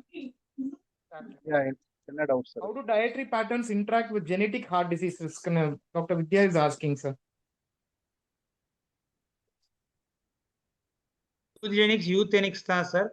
So what I would say is family history is something I have had a lot of patients healthy, but father had a heart attack at a very young age. In spite of being following a healthy lifestyle, I have a patient who had his first attack at 35 years. So அந்த மாதிரி நம்ம பண்ண patients இருக்காங்க. அவங்க எந்த risk ஃபேக்டருமே இல்லை. Actually பார்த்தா அவரோட எல்டிஎல் HbA1c இது எல்லாமே வாஸ் வெரி நார்மல். ஸோ அந்த மாதிரி இருக்கிற பேஷண்ட்ஸ் இருக்காங்க. பட் அதே பேஷண்ட் நான் சொல்லி மற்ற குரூப்ல கூட போட்டிருந்தேன், 80 kgsல இருந்து 58 kgsக்கு கொண்டு வந்துட்டாரு. பட் அதான் சொன்னேன், அவருக்கு நம்ம ரிஸ்க் ஃபேக்டர் இல்லைன்னு சொல்ல முடியாது. ஏன்னு பார்த்தோன்னா அவர் ஹைட் வந்து ஒரு 163 இருந்தது, வெயிட் வந்து 78 இருந்தார். ஆனா அவரோட ட்ரைகிளிசரைட்ஸோ இன்சுலின் ஃபேட்டி லிவரோ எதுவுமே இல்லை. But his father had a heart attack at an young age. So this patient also had it. So genetic risk is too complex. நம்ம இது மட்டும் சொல்ல முடியாது. But definitely he had a stressful lifestyle. So அந்த வந்து பேங்க்ல ஒரு private பேங்க்ல ரொம்ப ஹையர் பொசிஷன்ல இருந்தாரு. ஸோ அவருக்கு வந்து அந்த ஒர்க் ஸ்ட்ரெஸ் வந்து கொஞ்சம் long work hours and work stress இருந்தது. அது ஒண்ணுதான் ரிஸ்க் ஃபேக்டர் இருந்தது. Genetic factors definitely will aggravate the dietary patterns. Dietary patterns will definitely increase the risk of genetic heart attack occurring at an earlier age. ஏன்னா euthenics தான். So eugenics இருக்கு, யூத்தெனிக்ஸ் நம்ம கரெக்டா இல்லைன்னா டெஃபினட்டா அது எங்க ஏர்லியர் ஏஜ்ல அது இன்ட்ராக்ட் பண்றதுக்கான வாய்ப்புகள் இருக்கு. பட் அவங்க ஃபேமிலி ஹிஸ்டரிங்கிறது unfortunately in spite of following the best lifestyle we have had patients, even அதே மாதிரி இன்னொரு பேஷண்ட் 44 இயர்ஸ்ல very strong family history, parents 2 பேருக்குமே less than 50 இயர்ஸ்ல ஹார்ட் அட்டாக் வந்திருந்து, மதர் பாஸ்ட் அவே, ஃபாதர் இன்னும் இருக்காரு. தட் பேஷண்ட் 44 இயர்ஸ்ல TMT strongly positive, diffuse triple vessel, அது ஸ்டென்ட் பண்ற மாதிரி இல்லை, பைபாஸ் பண்ற மாதிரி இல்லை. ஸோ அந்த இண்டிவிஜுவல் நாங்கள் ஜெனட்டிக் ஒர்க் அப்லாம் அனுப்பிச்சு இஸ் நவ் ஆன் திஸ் எவலோகுமேப்லாம் போட்டிருந்தோம் இன்ஃப்ளமேஷனுக்கு. So I would say definitely dietary pattern interaction வந்து இது சேம். ஹார்ட் டிசீஸ் ரிஸ்க் இருக்குங்கிறனால நம்ம புதுசாக ஒன்றும் பண்ண போகிறது இல்லை. We need to follow more healthy lifestyle, அதே தான். But definitely whether you follow dietary இது or not, genetic heart disease risk is always a big challenge in treatment. That I should agree. Lot of times we are not, in spite of following the patient on being on good follow-up, we are not able to treat it 100% effectively. That is something we should agree. Sir, whether particle size, sir, this debate has been going on for a long time, but LDL standardization la and the small dense LDL, large fluffy LDL la inume lab la vandu yarume standardize panna mudiyaradhu illa. That is one point that we need to understand. None of us இப்போ வந்து any கைட்லைன்ஸ்ல வந்து நம்ம இது வந்து large ஃபிளஃபி LDL, இது small tense எல்டிஎல்னு நம்ம differentiate பண்ணி blood டெஸ்ட்ல கொடுக்க முடியும்னா சத்தியமா கொடுக்க முடியாது. அப்படி ஒரு பிளட் டெஸ்ட் இது பண்றதே இல்லை. So I would say let us control all the risk factors. Sugar, BP, cholesterol எல்லாமே அளவுக்கு மீறினா தானே பிரச்சனை. அளவு சுகர், பிபி, கொலஸ்ட்ரால் உடம்புல இருக்கிறதே பிரச்சனை கிடையாது. ஸோ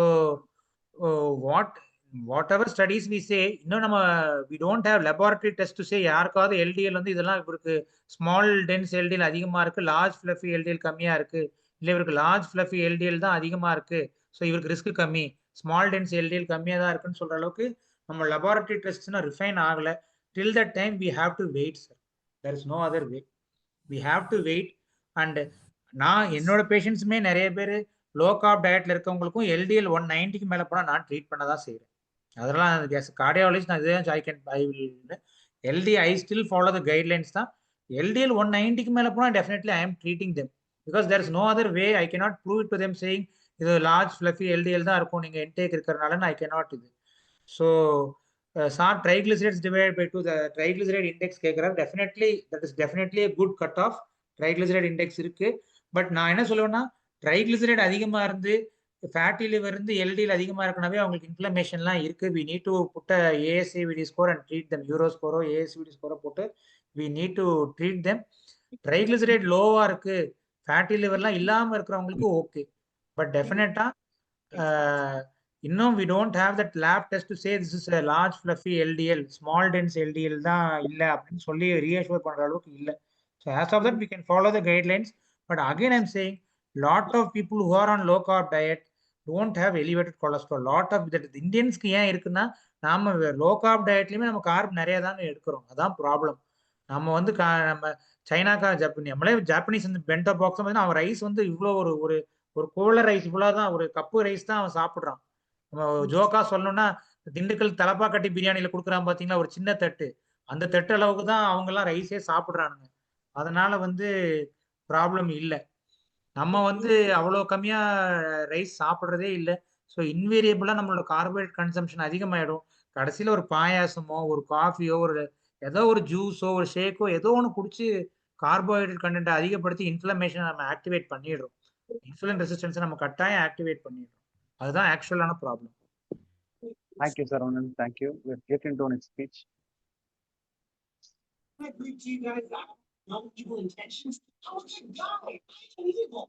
பிரதீப் ப்ரோ வந்துருச்சுங்களா? கரண்ட் வந்துருச்சா?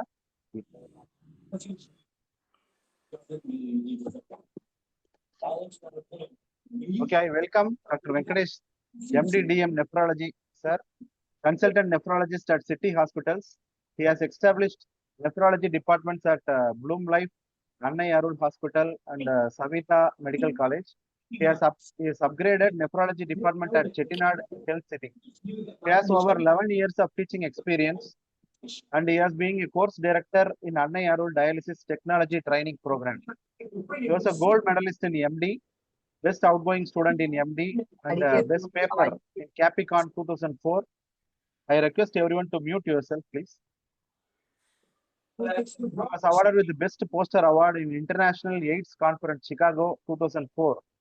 He has authored book chapters on hypertension. He has 3 national publications from 2001 to 2004, 1 international publication in 2022. His areas of interest were prevention of chronic kidney disease and healthcare systems and accessibility, social activism in medical accessibility. His hobbies and personal interests were Tai Chi, origami, and painting. Doctor Venkatesh அண்ணனை பத்தி சொல்லணும் அப்படின்னா வந்து நாங்க ஒரு past 5 இயர்ஸா I know about him. அவர் வந்து ஒரு excellent nephrologist and excellent teacher. டீச்சர்னா என்னன்னா நம்ம என்ன கேள்வி கேட்டாலும் எக்ஸலண்ட் ஆன்சர்ஸ். அதே மாதிரி madam kindly mute yourself. Doctor S Rekha and Dr. Senthilraj sir, please kindly mute yourself. Thank you. So ஒரு எக்ஸலண்ட் டீச்சர். அவர் வந்து பாத்தீங்கன்னா ரொம்ப செல்ஃப்லெஸ்ஸா வந்து எல்லாருக்கும் கத்து தரணும் அப்படிங்கறது விரும்புவாங்க. அதே மாதிரி ஆர்குமெண்ட்ஸ் வந்து சயின்டிபிக் ஆர்குமெண்ட்ஸை ரைஸ் பண்ணி அது வந்து ரொம்ப ஹெல்த்தி ஆர்குமெண்ட்ஸ் வந்து நாங்க தொடர்ச்சியா பண்ணிக்கிட்டே இருப்போம். சாரை வந்து இந்த இந்த ஒரு சிறப்பான ஒரு ஸ்பீச். அதே மாதிரி புரோட்டீன், இப்போ எப்படி ஃபேட்டை பத்தி நமக்கு ஒரு மித்ஸ் இருக்கோ அதே மாதிரி ஒரு புரதம் அப்படின்னாலே நம்ம உடனே யோசிக்கிறது என்னன்னா புரோட்டீனை கொஞ்சம் ஏத்துனா ஒரு கிட்னி வந்து சட்னி ஆயிடுமோ இல்ல கிட்னி பிரச்சனை ஆயிடுமோ அப்படிங்கிறது நமக்கு எப்பயுமே இருக்கிற பயம். ஸோ டயபெட்டிஸ் பேஷண்டா இருந்தாலும் சரி, ஹைப்பர் டென்சிவா இருந்தாலும் சரி, புரோட்டீனை நல்லா சாப்பிட்ற சொல்றதுக்கு நமக்கு ஒரு ஆள் மனதில் ஒரு அச்சம் இருக்கிறது. ஸோ அந்த அச்சத்தை வந்து நீக்குவதற்கு நான் டாக்டர் வெங்கடேஷ் நடராஜன் சார் அவர்களை அழைக்கிறேன். நன்றி, வணக்கம். Dr. Farooq and Chairman Dr. Durekannu sir and Convener Dr. Pradeep for making me part of this beautiful discussion and giving me this opportunity. I would thank you at the outset. So, நான் இப்போ share பண்றேன் என்னுடைய ஸ்லைட்ஸை.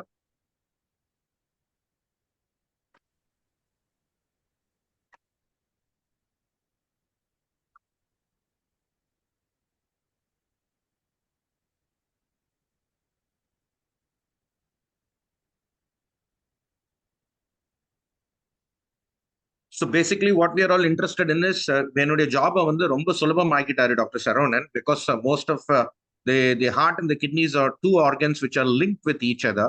So what affects the heart affects the kidney, what affects the kidney affects the heart.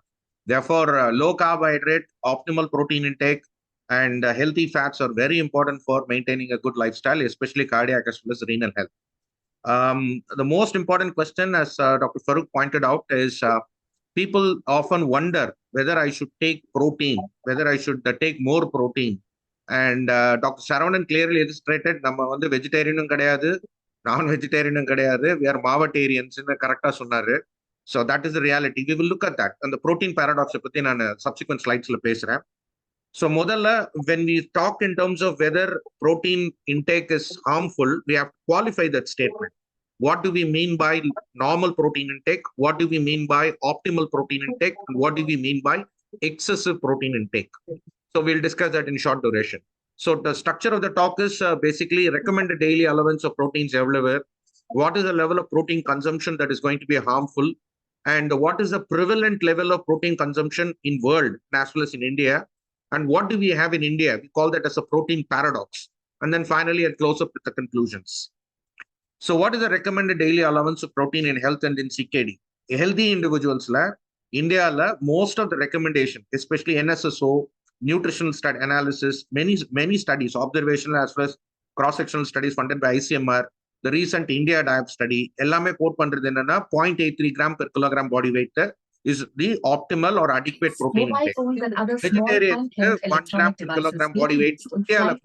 World over, devices for takeoff and landing. Unauthorized usage or removal of any safety equipment, including life vests, and tampering with exits without crew authorization is a punishable offense as it affects the safety of the aircraft. Thank you for your cooperation.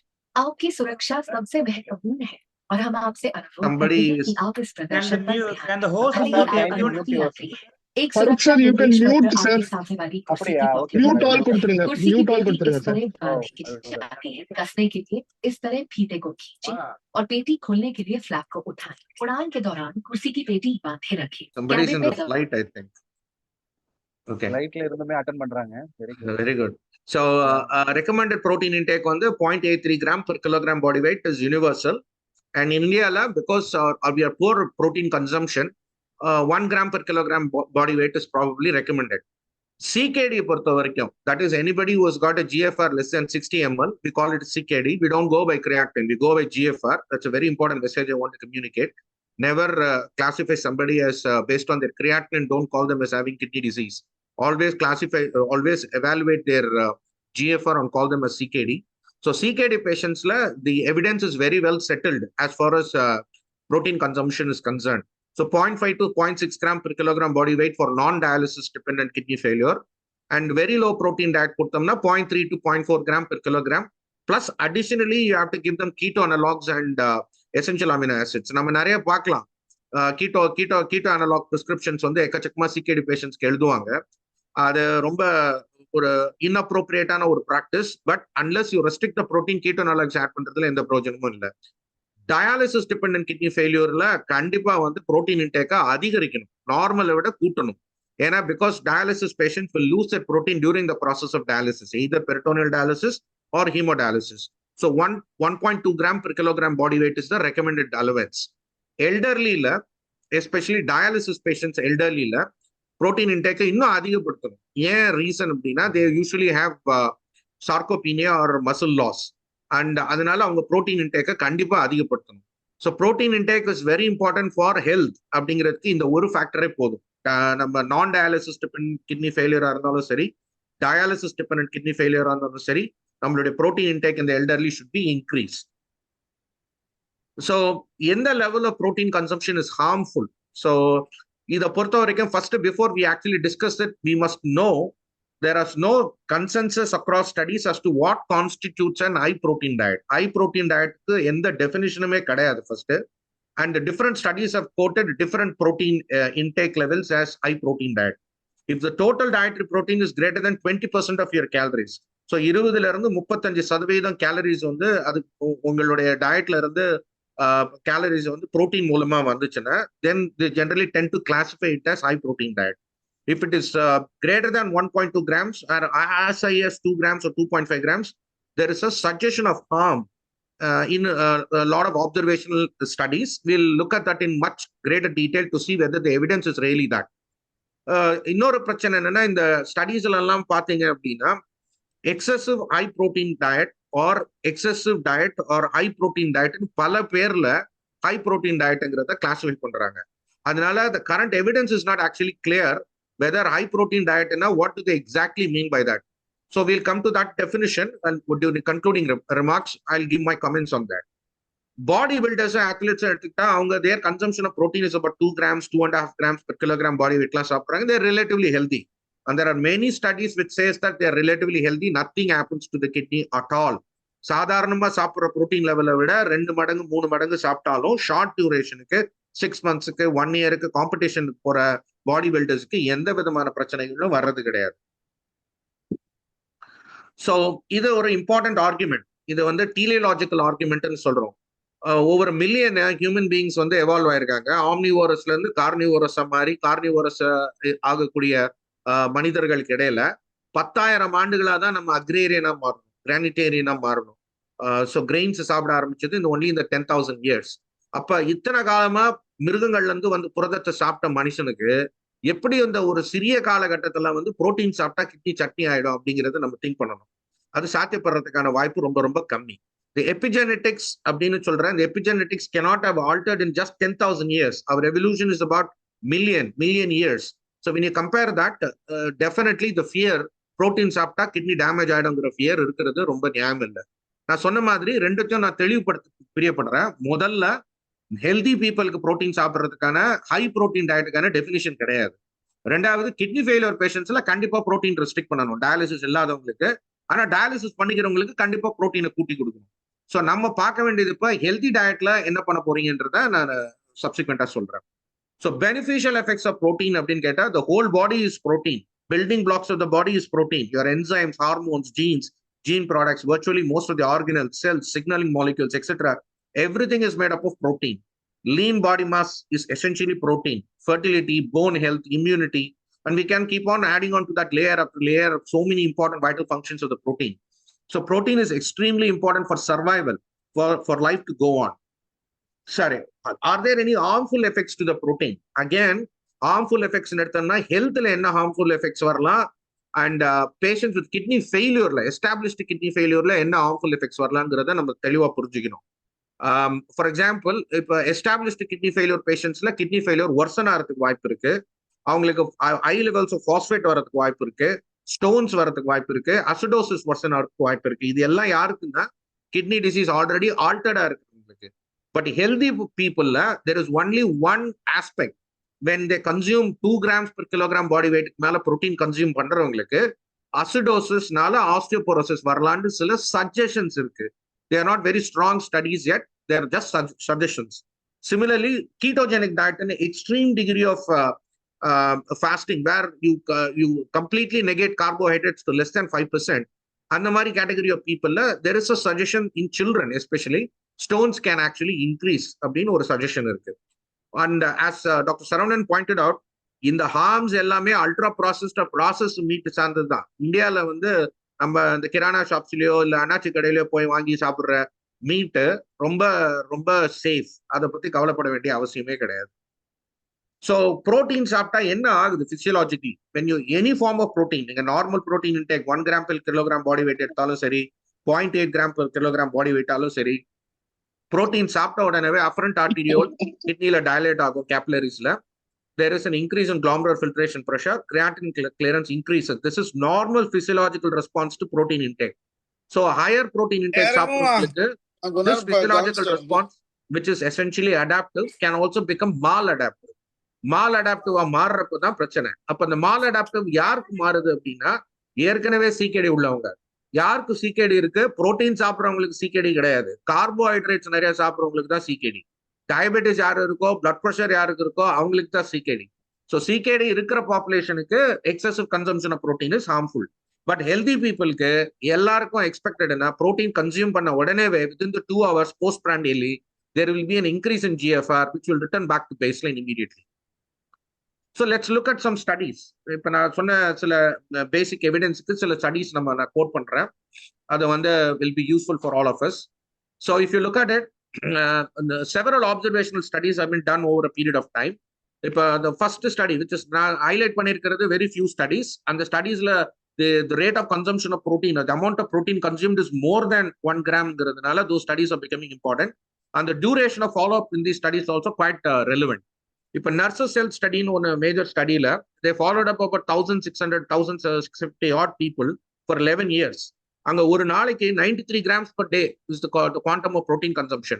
இவ்வளவு protein consumption எடுத்துக்கிட்டாலுமே there was absolutely no association in terms of new onset kidney disease. So the study was there is no positive association between protein consumption and kidney failure. Prevent ன்னு சொல்ற ஒரு important trialல இது basically it's another observational study, cohort study, where 8,461 people were followed up. இங்க protein consumption பாத்தீங்கன்னா 1.4 gram per kilogram body weight.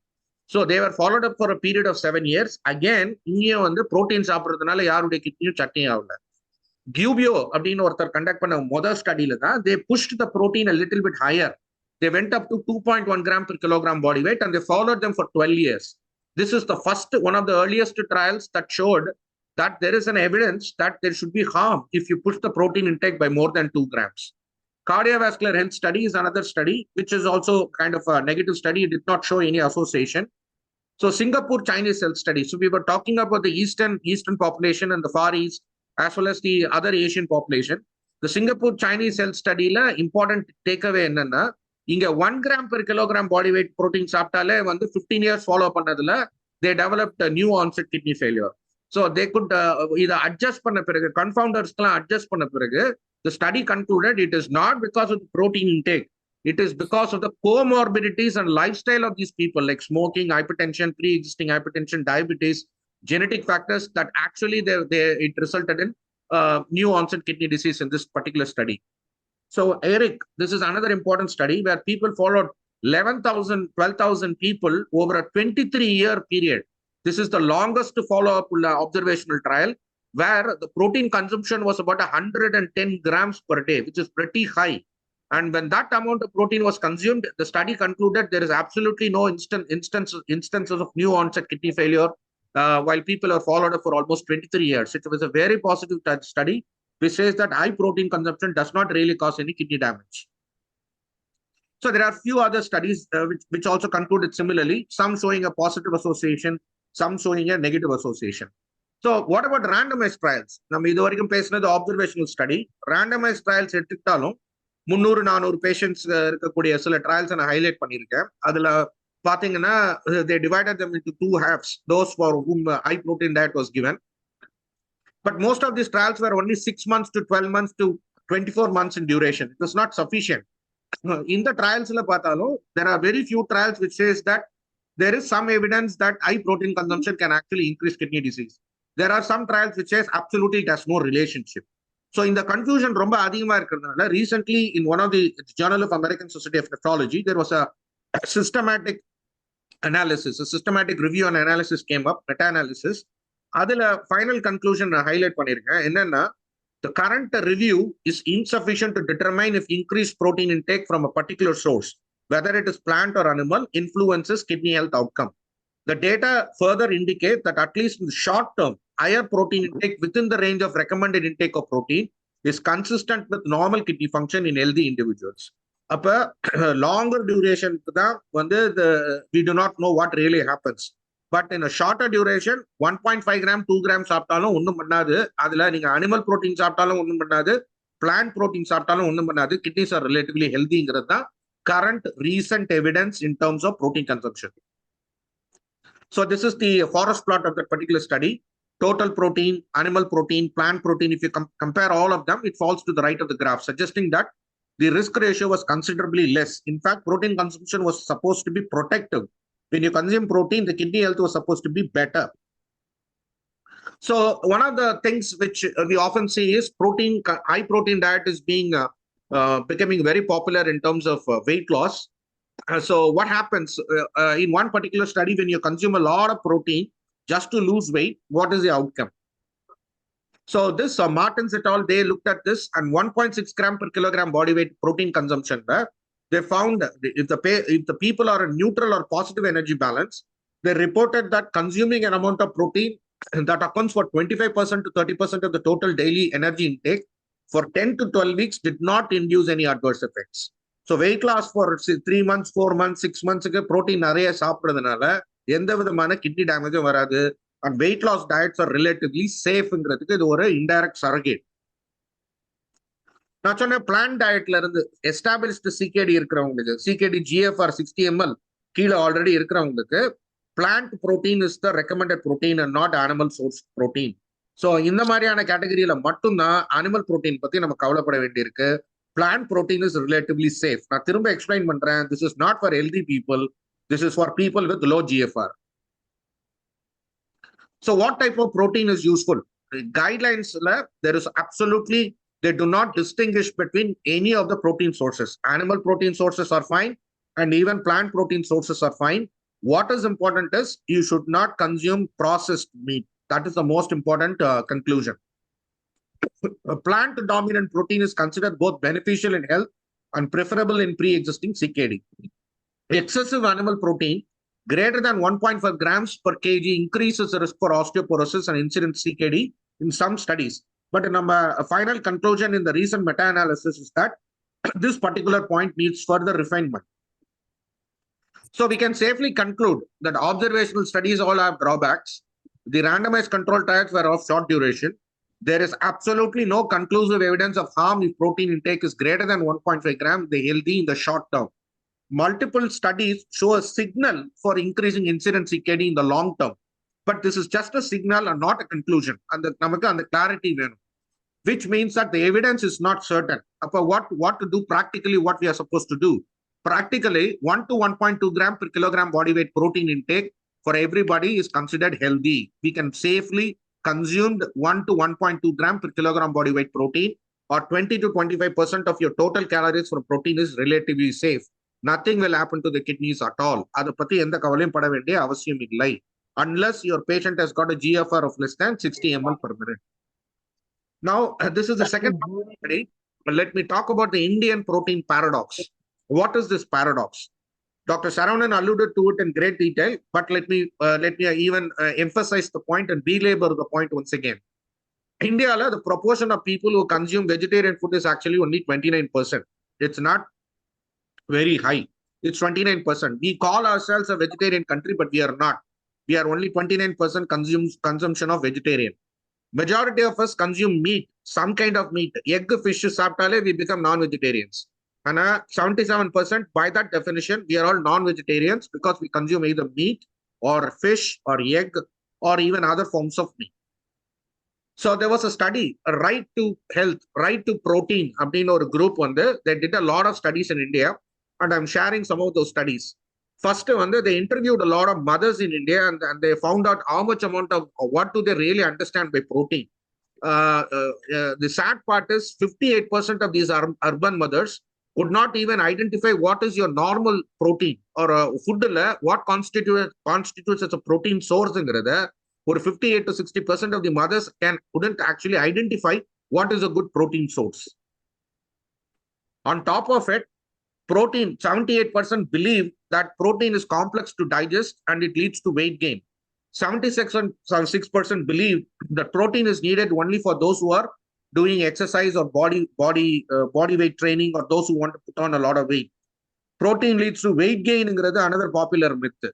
While people who believe protein is expensive, the other 87% people believe that protein is expensive and that lack of protein will not impact their overall health. The most commonest myth என்னன்னா protein சாப்பிடணும்னா உடம்புக்கு ஒண்ணுமே ஆகாது.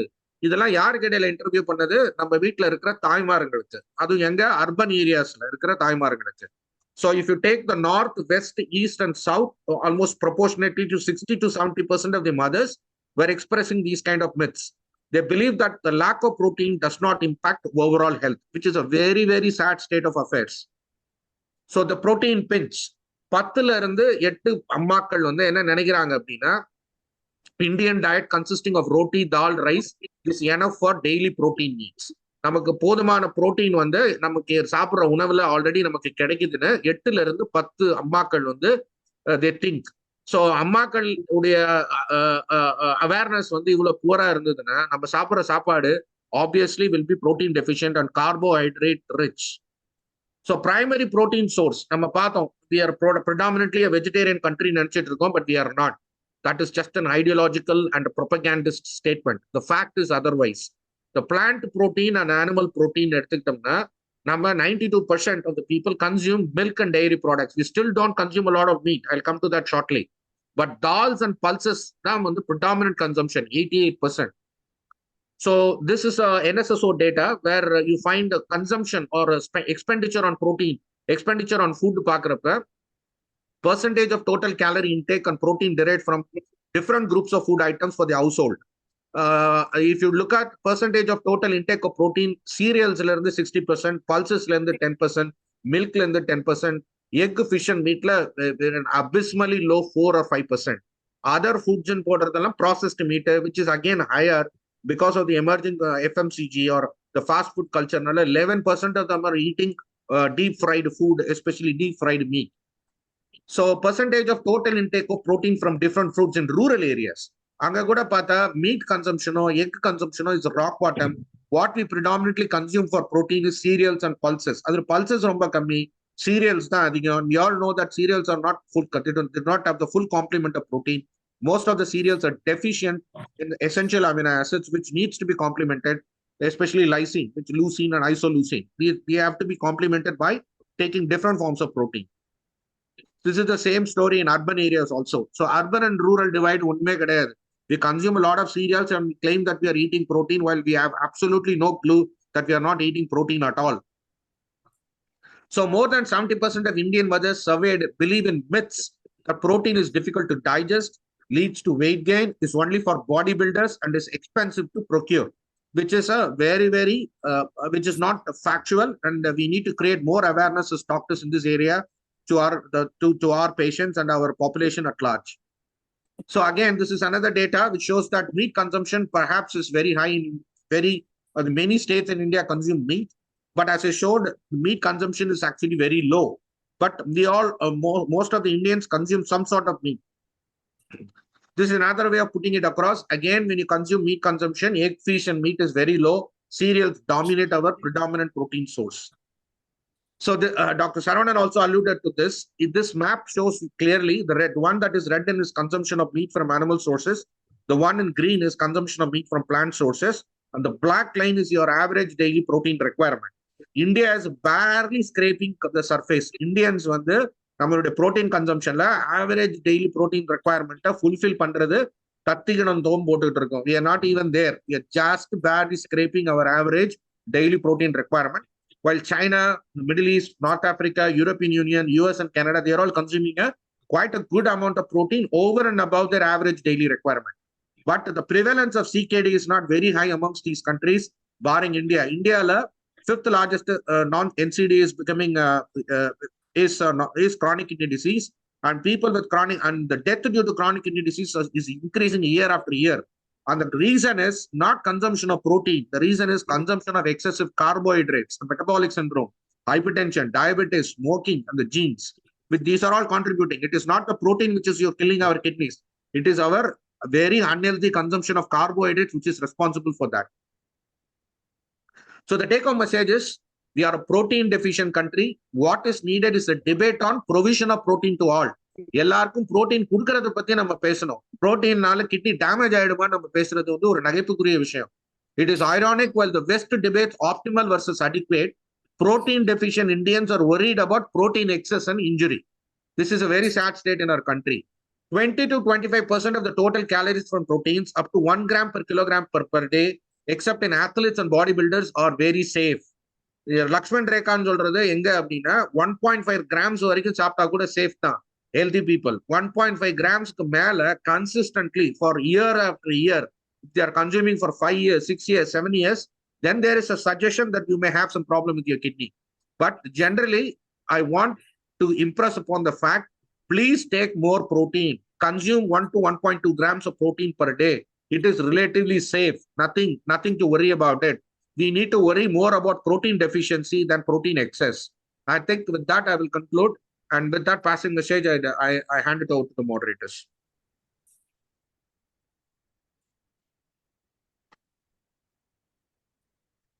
Another eye-opening session by Dr. Venkatesh Natarajan sir. இந்த செஷன்ல வந்து என்ன சொன்னாங்க அப்படிங்கிறத நான் ஒரு சம்மரைஸ் பண்ணிடுறேன். அதுக்கப்புறம் வந்து கொஸ்டின் ஆன்சர் செஷனுக்கு we can move on. So proteins are harmful to the kidneys. அதுதான் வந்து generalized myth, even with people and also with doctors. Whenever we are asked to consume more amount of protein, we have a doubt whether it will cause any kidney injury. நல்லா இருக்கிற கிட்னியை ஏன் damage பண்ணணும் அப்படின்னு சொல்லிட்டு நம்ம எல்லாருமே பயப்படுறோம். ஆனா பாத்தீங்கன்னா அன்றாடம் வந்து நம்ம வந்து சாப்பிட்ற சாப்பாடு எல்லாத்துலயுமே கார்போஹைட்ரேட்ஸ் அதிகமா இருக்கும், ஒபிசிட்டி ரொம்ப ஜாஸ்தியா இருக்கும், டயபெட்டிஸ், சில பேர் ப்ரீ டயபெட்டிக்கா இருப்போம், சில பேர் ஹைப்பர் டென்ஷன் ரொம்ப ஜாஸ்தியா இருக்கும், ஹார்ட் டிசீஸ் இருக்கும். இதை பத்தி எதுவுமே நம்ம கவலைப்பட மாட்டோம். ஆனா அன்றாடம் வந்து கார்போஹைட்ரேட்ஸை கன்சியூம் பண்ணிக்கிட்டே இருப்போம். பட் ப்ரோட்டீனை இன்க்ரீஸ் பண்ணுங்க, ஃபேட்டை இன்க்ரீஸ் பண்ணுங்கன்னு சொன்னா நம்ம உடனே பயந்துக்குவோம். ரெக்கமெண்டட் டெய்லி அலவன்ஸ் வந்து by evidence 0.83 gram per kilogram. But அங்க ஒரு பாயிண்ட் நோட் பண்ணிருக்காங்க, என்னன்னா vegetarian should increase up to 1 gram per kilogram due to bioavailability, அதுக்கப்புறம் வந்து அமினோ ஆசிட் டிஸ்பென்சபிலிட்டி ஸ்கோர் அதெல்லாம் இருக்கு. அதனால vegetarian should hit 1 gram per kilogram, while non vegetarians, meat eaters, egg eaters 0.83 gram per kilogram சாப்பிட்டா போதுமானதா இருக்கு. நிறைய பேர் டயாலிசிஸ் பண்ணும்போது ப்ரோட்டீன் கம்மியா சாப்பிட்டுக்கிட்டு அதுக்கு பயந்துகிட்டு இருப்பாங்க. பட் டயாலிசிஸ் பண்ற பேஷண்ட்ஸ் வந்து should increase their protein, and elderly people also should increase their protein amount. ஏன்னா பயோ அவைலபிலிட்டி அண்ட் டைஜஸ்டபிலிட்டி கம்மியா இருக்கும். அதை வந்து வெங்கடேஷ் சார் வந்து ஹைலைட் பண்ணாங்க. And regarding protein, high protein, எது ஹை ப்ரோட்டீன்ங்கிறதுக்கு வந்து even now there is no formal consensus arrive. அதாவது டோட்டல் கேலோரியில மோர் தென் 20% ஆஃப் கேலோரிஸ் சாப்பிட்றதோ அல்லது 1.2 to 2 gram per kilogram சாப்பிட்றதோ ஒரு ஹார்மை, அதாவது ஒரு கிட்னிஸுக்கு பிரச்சனையை உருவாக்கலாம் அப்படிங்கிறது ஒரு சஜஷனாகத்தான் சொல்லப்படுதே தவிர ஒரு கிளாஸ் 1 ஒரு கான்கிரீட் எவிடன்ஸாக இன்னும் சொல்லப்படவில்லை. அது எங்க முரணாகுது அப்படின்னு பாத்தீங்கன்னா, பாடி பில்டர்ஸ் அண்ட் அத்லெட்ஸ் வந்து more than 2 gram per kilogram body weight protein சாப்பிட்டும் கூட அவங்க எல்லாருமே ஹெல்த்தியா தான் இருக்கிறாங்க. தென் டீலியாலஜிக்கல் ஆர்குமெண்ட் அப்படின்னு சொல்றத சார் முன் வச்சாங்க. அதாவது மனிதன் தோன்றி பல லட்சம் ஆண்டுகள் ஆகியும் கூட நம்ம வந்து தொடர்ந்து புரதச்சத்து மிக்க, அதாவது மீட் அண்ட் எக் ஈட்டர்ஸா தான் இருந்திருக்கோம் ப்ரிடாமினண்டா. பட் பாஸ்ட் 10,000 இயர்ஸா தான் வந்து அக்ரிகல்ச்சர் வாஸ் இன்வென்டட். ஸோ ப்ராப்பரா அடாப்ட் ஆயிருக்கணும் அப்படின்னு பார்த்தா we are adapted to meat and egg eating. இப்போ வந்து நம்ம ஏன் திடீர்னு வந்து ப்ரோட்டீன் அந்த மாதிரி நான்வெஜ் சோர்ஸ் ஆஃப் மீட்டை பத்தி பயப்படணும் அப்படிங்கிறது ஒரு good argument. Then normal adaptations. அதாவது யூஸ்வலா வந்து புரோட்டீனை வந்து நீங்க கம்மியா சாப்பிட்டு இருந்த ஒரு ஆள் அதிகமா சாப்பிடும்போது யூஸ்வலாவே நம்ம வந்து கிட்னி அடாப்ட் ஆகும். அதுல வந்து கிரியாட்டின் கிளியரன்ஸ் அதிகமாகும், யூரியா கொஞ்சம் ஜாஸ்தியாகும், கிரியாட்டின் கொஞ்சம் ஜாஸ்தியாகும். ஆனா திருப்பி பாத்தீங்கன்னா அது பிசியாலஜிக்கல் ரேஞ்சஸ்க்கு வர ஆரம்பிச்சிடும். அதை பார்த்து நம்ம பயப்பட தேவையில்லை அப்படிங்கிறதையும் சார் ஸ்ட்ரெஸ் பண்ணாங்க.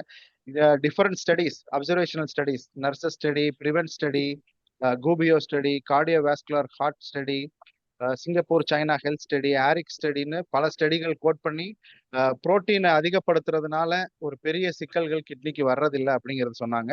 ஆர்சிடிஸ் கோட் பண்ணும்போது they are very short duration ஸ்டடிஸா இருக்குது. அதனால வந்து அதையுமே நம்ம வந்து பெருசா வேலிடேட் பண்ண முடியல. Then systematic analysis and meta analysis quote பண்ணாங்க. Where no role of protein in CKD, அதாவது எவ்வளவு புரோட்டீன் சாப்பிட்டாலும் சிகேடி வந்து பெருசா அதனால சிகேடி உருவாகுதுங்கிறத சொல்ல முடியல. During weight loss, we can increase protein without any problem to kidneys.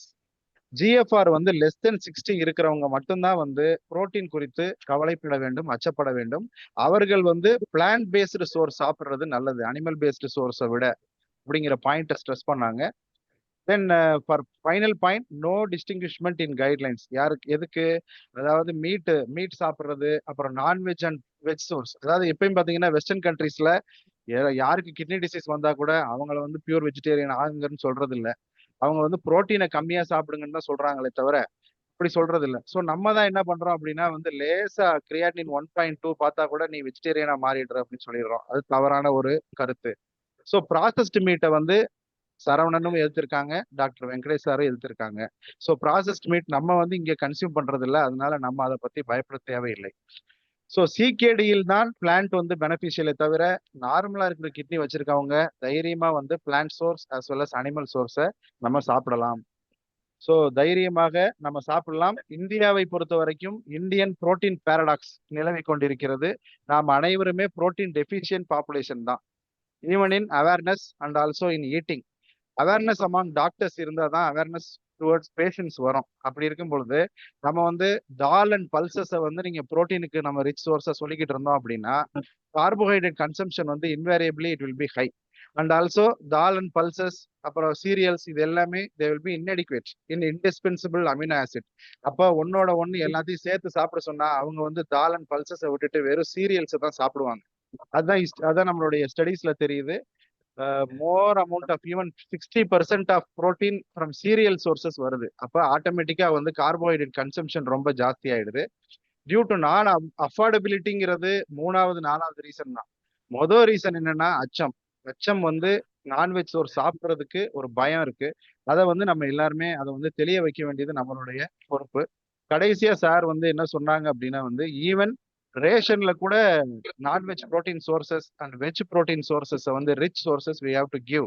X, meat, அதுக்கப்புறம் protein bars can be given in ration. அது வந்து நல்ல ஒரு இதா இருந்ததுங்க.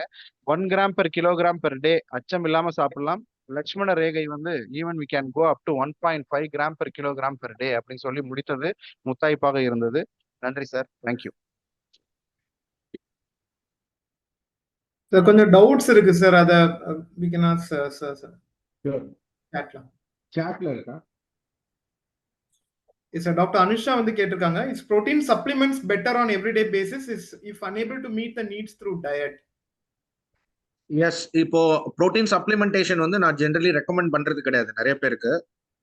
we counsel them on the diet, especially different recipes, high protein diet recipes வந்து எப்படி அவங்களுக்கு கொடுக்கலாம் அப்படிங்கறத கவுன்சில் பண்றது இட்ஸ் அ பெட்டர் பிராக்டிஸ் நான் நினைக்கிறேன். But for some reason, you are not social reason or economic reasons and other factors, you are not able to meet the daily protein requirement, supplements are useful. But you have to be very careful about supplementing a protein, especially you have to screen them for a CKD. And if they don't have CKD, you can give them protein supplements, especially if you are not able to meet the daily requirement for those patients. Daily requirement of food நம்மால meet பண்ண முடியும்னா you have to encourage, because food is wholesome. Food has got a lot of other benefits apart from the nutrition it provides. It provides emotional succor. It creates the hormonal milieu itself gets altered. Food has got much more far-reaching benefits than just nutrient it provides. அதனால food மூலமா கொடுக்கறது is recommended. But முடியாத பட்சத்துல protein supplements கொடுக்கறதுல தவறு இல்ல. கொடுக்கறதுக்கு முன்னாடி சிகேடி இருக்கான்னு ஸ்கிரீன் பண்ணிட்டு கொடுக்கறது better. So Nandakumar sir is asking if we can take 5 eggs per day in the longer run, maybe if you don't have any risk factors. 5 eggs per day எடுத்துக்கிறதுல from a kidney point of view, I'm sure that there is absolutely no contraindication. But whether Dr. Sharavanan would agree with that, I'm not so sure. Let's take Dr. Saravanan's opinion. Sir things நான் அதான் சொல்ல வரேன். X சாப்பிட்றது ஒரு issue இல்லை. நம்ம என்ன பண்ணுவோம், 5 எக்ஸ் சாப்பிட்றோம்னா அதோட சேர்த்து சாப்பாடு நிறைய சாப்பிடுவோம்.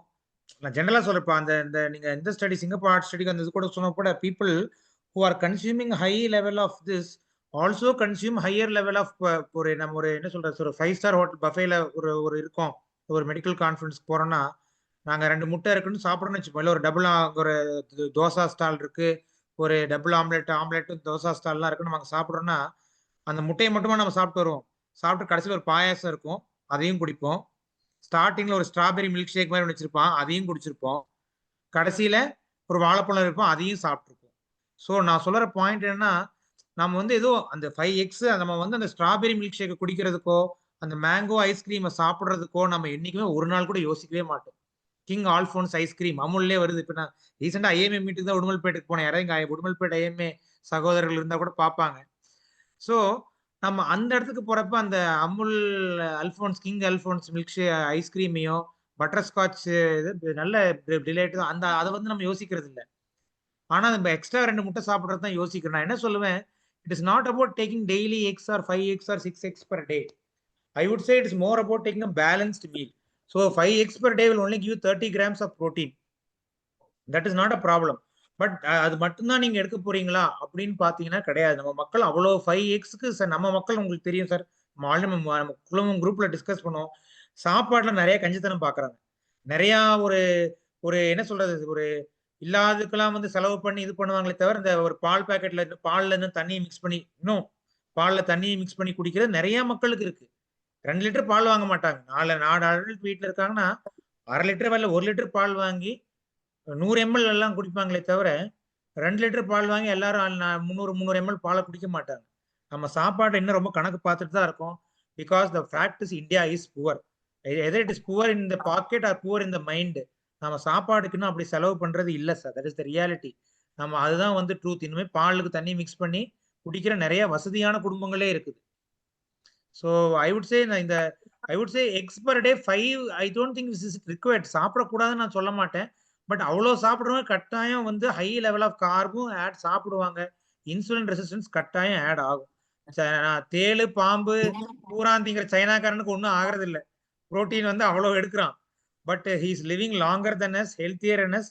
நமக்கே தெரியும் அந்த ஹேல், நம்ம அதை டிஸ்கஸ் பண்ணல. ஹேலியை ஹெல்த் அட்ஜஸ்டட் லைஃப் இயர்ஸே பார்த்தீங்கன்னா இந்தியாவில் ரொம்ப லோ. 52 இயர்ஸ்க்கே நமக்கு அவ்வளோதான் இருக்கு. சைனா ஜப்பானுக்குலாம் 64 66ல இருக்கு.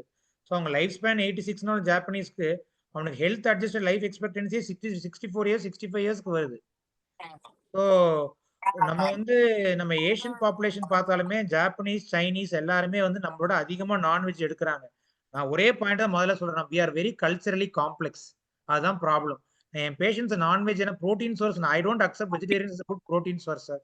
நீங்க என்னதான் தால் சொன்னாலும் எத்தனை தால் சாப்பிடணும், அந்த பயோஅவைலபிலிட்டி பார்த்தீங்கன்னா number is, the quantity is very high. ரெண்டாவது இன்னொரு point which I want to notice, இவங்க மெஜாரிட்டி ஆஃப் திஸ் இன்ஃப்ளூயன்சர்ஸ் ஊற வைக்காத தாலை தான் சொல்லுவாங்க.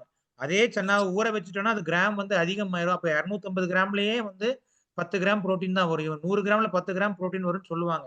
அது வந்து ஊற வைக்காதான் இருக்கும். ஊறுனா சைஸ் பெருசாயிடும், நம்ம அவ்வளோ கன்சியூம் பண்ணவும் மாட்டோம். 5 eggs per day, I would say if you are regularly exercising, okay. Just 5 eggs per day causing heart attackங்கிறதுலாம் எந்த ப்ரூஃபும் கிடையாது. I will say. பட் நம்ம நாட்டில் 5 முட்டை சாப்பிட்ற மக்கள் கட்டாயம் ஹை கார்பி சேர்த்து தான் சாப்பிடுவாங்க.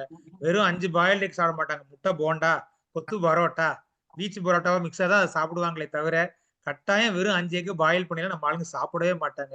இந்தியன்ஸ், அதான் அந்த லேண்ட்செட்ல சொல்றேன், Indians love their food and hate exercise. இதுதான் உண்மை. நம்ம we love their food, we love our food, we are culturally. நம்ம பக்கத்துல ஒரு ஹோட்டல் ஆரம்பிச்சோம்னா நம்ம வீட்டுல எல்லாருமே போய் சாப்பிடும், அந்த ஹோட்டல் நல்லா இருக்குன்னு சொன்னாங்க. பக்கத்துல ஜிம் ஆரம்பிச்சோம்னா நம்ம எல்லாரும் போய் எக்ஸசைஸ் பண்ண மாட்டோம். So we are addicted. அதாவது நம்ம வந்து ஃபுட்டை வந்து ஆனந்தத்துக்காக சாப்பிட்டு ஆரோக்கியமா இருக்குன்னு எதிர்பார்க்கிறவங்க.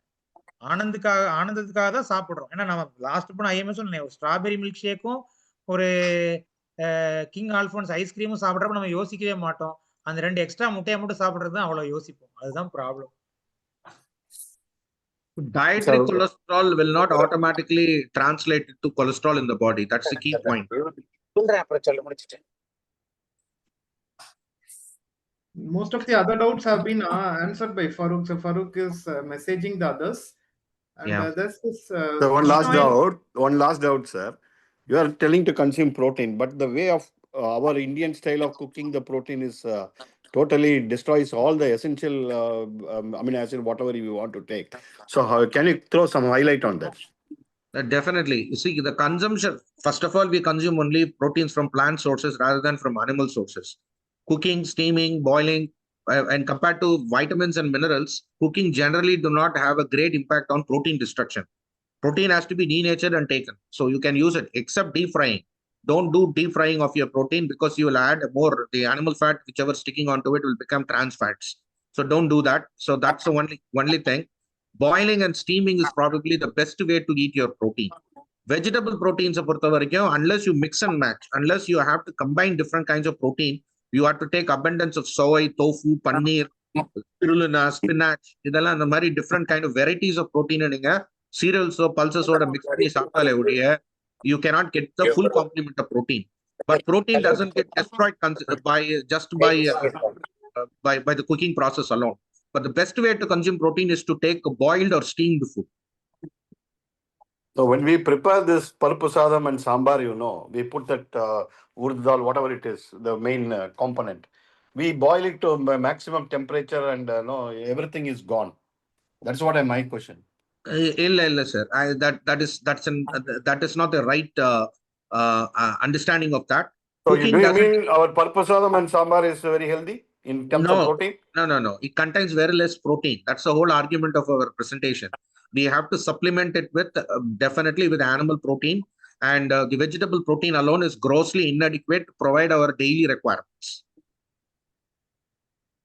No, if we take it as a sundal form, you can have it as a sundal form, but still you have to. The point is, if individual nutrients, individual food protein content, we have to divide, we have to see, and then you have to mix and match and take it. Like for example, each egg provides about 25 to 30 grams of protein. So for like that, you need to know how much amount of sundal you are taking, or I don't remember offhand how much of 50 grams of sundal is going to provide you how much amount of protein. So depending upon that, you need to require, for example, if you're a 70 kg individual and you need a 70 grams of healthy protein, then you can take that either from animal sources or from plant sources if you're a vegetarian, culturally not accustomed to eating meat. Then for making up your 70 grams, you need to devise your diet in such a fashion that today I will have this amount of sundal, today I will have this groundnuts, today I will have tofu, today I will have paneer. And when you mix and match all these things in your recipe, you need to get your 70 grams. So that's the goal. Hope that answers your query, sir. So Dr. Anusha is again asking a query. Will creatine supplement for building muscles, is it safe for kidney? Creatine supplements are generally safer, but most nephrologists would say no. No to creatine because two reasons. One, these are not recommended by professionals. Most of them consume in a very bizarre way. And when you consume creatinine and you estimate creatinine in these people, creatinine will be high. So that's what we call a pseudo AKI or false AKI in these patients, and that it leads to needless subsequent evaluation for whether they have a true renal injury or not, secondary to protein consumption. So creatinine supplements are not generally harmful, but it has to be taken in the right proportion. So the bottom line is your total protein consumption should stick to 1.5 grams per kilogram body weight. If you push it beyond for a very longer duration, then you are likely to injure your kidneys. Dr. Sheila has a query, sir. Her dad has stage 4 CKD, but he's a pure vegetarian and he does not like pulses and paneer. So she's asking whether we can give him whey protein. Certainly you can give whey protein, but I would still strongly suggest that you need to give him more plant protein. Dals, you need to mix it and match. Tofu, you can try. In fact, we recently gave a booklet to all our patients to actually, the struggle is, what can I eat? How can I eat is the biggest struggle for our people. It's not identifying the nutritionist source. The doctors can tell you, for example, the common question people want to know is, if instead of telling them, you have to eat this, you have to eat that, you actually have to give them a food.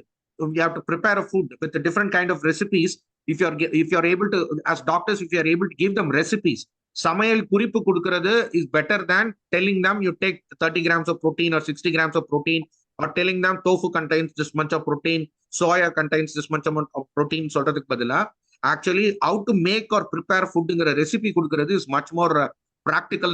நாங்க நினைச்சதுனால தான் recently we had kind of published something like that. But to answer our question, he can have whey protein, but you have to actively encourage him to take different types of protein, and this is very, very important for him. I presume he's 60 or nearing his 60 years age, so you have to clearly understand that they will lose their muscle mass, and it increases the risk for falling, and it adds to some other problems as well. It induces something called as malnutrition, inflammation, atherosclerotic cascade in the kidney failure patient if they are not taking enough protein. 0.5 to 0.6 gram per kilogram body weight கண்டிப்பா எடுத்துக்கணும். ரெண்டாவது, you can add keto analogs. If you still very, very not taking his protein, you can supplement it with keto analogs. Keto analogs you have to give for every 10 kilogram body weight, you need to give 5 tablets, which means that he is about 50 kg. You have to give him 20 to 25 tablets per day, which is not practical. That's why most of the keto analogs, most of the doctors prescribe us 1 tablet 3 times a day, which is probably is not going to be enough. So the only solution is repeated counseling, encouragement, preparing different types of protein sources from different plants. Go online, do some research, look at the different recipes, and then try different types of recipes and see what is palatable to him. That's the most important thing, because most of this diet is also going to be low in salt. It becomes extremely difficult for them to take a low salt diet, especially vegetarian diet. So the suggestion is you need to add more plants, more vegetables, cook it hot, serve it hot, add more spices in it, cut down the salt, and give it to them. That probably makes it more palatable for them. Thank you, sir. So are there any other doubts? I think again about egg and cholesterol, I think we will re-emphasize, sir. Dietary cholesterol and blood cholesterol are not related. நம்மளோட nonveg அதிகமா சாப்பிடுற Asian people or other Asian people are living longer than us. They are having better health adjusted life expectancy. அவங்களோட ஹேலியும் இந்தியன்ஸை விட better தான். நம்ம இவ்வளவு கேட்கறாங்க, யாருமே சர்க்கரை நான் இனிமேல் நிறுத்துறேன்னு சொல்ல மாட்டாங்க பாருங்க சார். நான் இனிமேல் டீ காஃபி சர்க்கரை இல்லாம குடிப்பேன் வாழ்க்கை பூரா. நான் வந்து பாயசம் குடிக்காம டீ காஃபி சர்க்கரை இல்லாம குடிப்பேன்னு யாரும் சொல்ல மாட்டாங்க. எல்லாரும் கமெண்ட்ல கொஞ்சம் நம்ம சரவணனுக்காக எல்லாரும் அந்த பிளட்ஜை எடுத்துருங்க, கமெண்ட்ல போடுங்க, பார்த்தா கொஞ்சம் சந்தோஷப்படுங்க. வந்து இல்ல அதான் சார் சொல்றேன். அதாவது the addictive power of sugar is real, sir. Indian food is very tasty. It's a carbohydrate paradise. Indian food is a carbohydrate paradise and a diabetologist nightmare. இதுதான் நான் சொல்லுவேன். ஏன்னா இந்தியாவில வந்து நீங்க டயபெட்டாலஜிஸ்டா பிராக்டிஸ் பண்ணணும்னா பனங்கற்கண்டு சாப்பிடுங்க, நாட்டு சர்க்கரை சாப்பிடுங்கன்னு சொன்னா அந்த டயபெட்டாலஜிஸ்ட் கூட்டம் அதிகமா போகும். நீங்க எதுவுமே சாப்பிடாதீங்க, எல்லா சர்க்கரையும் ஒண்ணுதான் அப்படின்னு சொன்னா வரமாட்டாங்க பேஷண்ட். இது உண்மை. இது வந்து ஒரு அன்பார்ச்சுனேட்டான உண்மை. டாக்டர்ஸ் வந்து மக்களுக்கு இந்தியா ஒரு பிரைவேட் பிராக்டிஸ் பேஸ் பண்ண சிஸ்டம்னால இங்க மக்களுக்கு பிடிச்ச மாதிரி தான் பிராக்டிஸ் பண்ணுங்கிறதுனால டாக்டர்ஸ் ஒரு அன்சைன்டிபிக்கா ஒரு பொய் சொல்ல வேண்டியதா இருக்கு. இல்லைங்க பரவாயில்ல நாட்டு சர்க்கரை போட்டுக்கங்கன்னு. ஏன்னா நாட்டு சர்க்கரை சாப்பிடாதீங்க, எரியிற வீட்டுல பெட்ரோலை ஊத்தினாலும் டீசல் ஊத்தினாலும் கெரசின் ஊத்தினாலும் எரியதான் போகுது, இந்த எல்லா சர்க்கரையும் ஒண்ணுதான் நண்பர் ஃபரூக் மாதிரி சொன்னோம்னா வரமாட்டாங்க. பேஷண்ட் வந்து பக்கத்து கிளினிக்கு போயிருவாங்க. வந்து பனங்கற்கண்டு அவரே விற்கிறாரு. என் ஃப்ரெண்ட் ஒருத்தர் இருக்கிறாரு, சொல்றாரு ஈரோட்ல வந்து சர்க்கரையும் போடக்கூடாதுன்னு அவர் கிளினிக்கு போகாம பக்கத்துல இருக்கிற ஒரு ஹோமியோபதி டாக்டர் பனங்கற்கண்டு கிளினிக்லயே விற்கிறாரு. அவர் கிளினிக்கு கூட்டம் அள்ளுது. இது reality. People are slaves of their tongue. அவங்க வந்து நாக்குக்கு ருசியா சாப்பிட்டுட்டு ஆரோக்கியமா இருக்கணும்னு தான் நினைக்கிறாங்க. ஆரோக்கியமா சாப்பிட்டுட்டு ஆரோக்கியமா இருக்கலாம்னு நினைக்கிறது இல்ல. அது ஒரு பெரிய ஒரு பாராடாக்ஸ். ஆனந்தத்துக்காக சாப்பிடணும், ஆனா ஆரோக்கியமா தான் இருக்கணும். ஆரோக்கியமா சாப்பிட்டா ஆரோக்கியமா இருக்கணும் இல்ல, ஆனந்தத்துக்காக சாப்பிடணும். ஆனந்தத்துக்காக தான் நான் சாப்பிடுவேன், ஆனா ஆரோக்கியமா இருக்கணும். அதுக்கு வழி சொல்லுங்கன்னு கேக்குறாங்க. அதுதான் ஒரு பிக்கெஸ்ட் சேலஞ்சா நான் ஃபீல் பண்றேன்.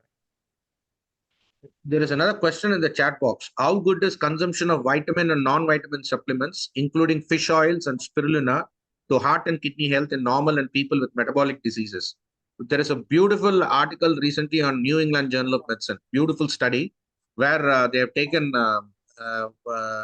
both eicosanoic acid, N3 and N6 polyunsaturated fat, and then they have conducted this study, 4 grams of fish oil. Even Dr. Saravanan was alluding to it. This 4 grams of fish oil, especially in people with subnormal kidney function, definitely is protective against cardiovascular disease. So probably the cycle is coming back again. the use of fish oil back in cardiovascular health is coming back again. So fish oil is a useful supplement. Spirulina is a good supplement. Spirulina is healthy, both in terms of provision of protein as well as in terms of provision of magnesium. Spirulina is a good source of magnesium, and magnesium is very important for vascular health and bone health as well, especially parathormone control and all that typically depends on that. These are general assumptions, especially, but I do not know, I'm not aware of any study where spirulina has been used singularly as a source of all this and whether the outcome was good. But generally, they tend to be good. Spirulina, fish oil, as a general advice, we can tell them because they are not harmful, especially for vegetarians. Spirulina is a good source of protein as well as magnesium. And fish oil is making a comeback. Definitely, fish oil also can be safely recommended. But apart from that, other vitamin supplements, you have to be very careful, especially alpha lipoic acid. Alpha lipoic acid is a component of many of these multivitamin tablets. Alpha lipoic acid is connected with a lot of kidney disease. And I have seen quite a bit of disorders called membranous nephropathy, which occurs in kidney because of alpha lipoic acid, minimal change in nephropathy. So this, you have to be very careful, especially when you're using a combination of multiple vitamins. Biotin. The problem with biotin is biotin could interfere with your thyroid estimation. If somebody is an hypothyroid patient and you're on a biotin supplement, the laboratory will give you an erroneous value of thyroid function test if he doesn't stop the supplement 2-3 days before testing for his thyroid functions. So some issues with specific vitamins like that. But overall, anything that you get from your food, it gets my vote. Anything you take as a supplement from the market, you buy it, I think probably that's not a good idea. There are no more doubts. I think Duraikanan sir, can you give your feedback, sir? Chairman of Nalandana committee. சரவணனும் Venkatesh சேர்த்து நல்லா சாப்பிடலான்னு சொல்லிட்டாங்க. Mutton சாப்பிடலாம், சாப்பிடலாம், முட்டை சாப்பிடலாம் அப்படின்னு ஒரு லைசன்ஸே கொடுத்துட்டாங்களா இருக்கு. It's very good thing. We should take mixed diet. It is not a single diet. அதே போல நல்லா சாப்பிட்டா நல்ல வேலை செய்யணும். That has to be work out இருக்கணும். இல்லாட்டி இந்த ரெகுலர் ஒர்க்கே நல்லா இருக்கவங்க நீங்கள் 4 தோசை சாப்பிடலாம், 5 தோசை சாப்பிடலாம், 4 இட்லி, 4 முட்டை சாப்பிடலாம், 5 முட்டை சாப்பிடலாம். இந்த 4-5 முட்டையை சாப்பிட்டு தூங்கினா தான் உங்களுக்கு பிரச்சனை வரப்போகுது. ஸோ ஹார்ட் ஒர்க்கர்ஸ் நிறைய ஜப்பனீஸ் ஹார்ட் ஒர்க்கர் நிறைய நடக்கிறாங்க. அதனால getting utilised.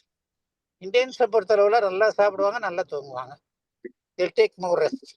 So we should, along with the diet, we have to insist on the physical activities. The physical activities சாப்பிட்டுட்டு நல்லா சாப்பிட்டா நல்ல physical activity. உனக்கு நோய் வராதுன்னு சொன்னால் that's always a best way of communicating our persons. அதே போல் இப்போ இந்த ஃபுட்டு நம்ம ஸ்விக்கியிலேருந்து வாங்கி ஆரம்பிச்சு எல்லாம் யங்ஸ்டர்ஸும் சாப்பிட ஆரம்பிச்சுட்டு we are facing more complications nowadays.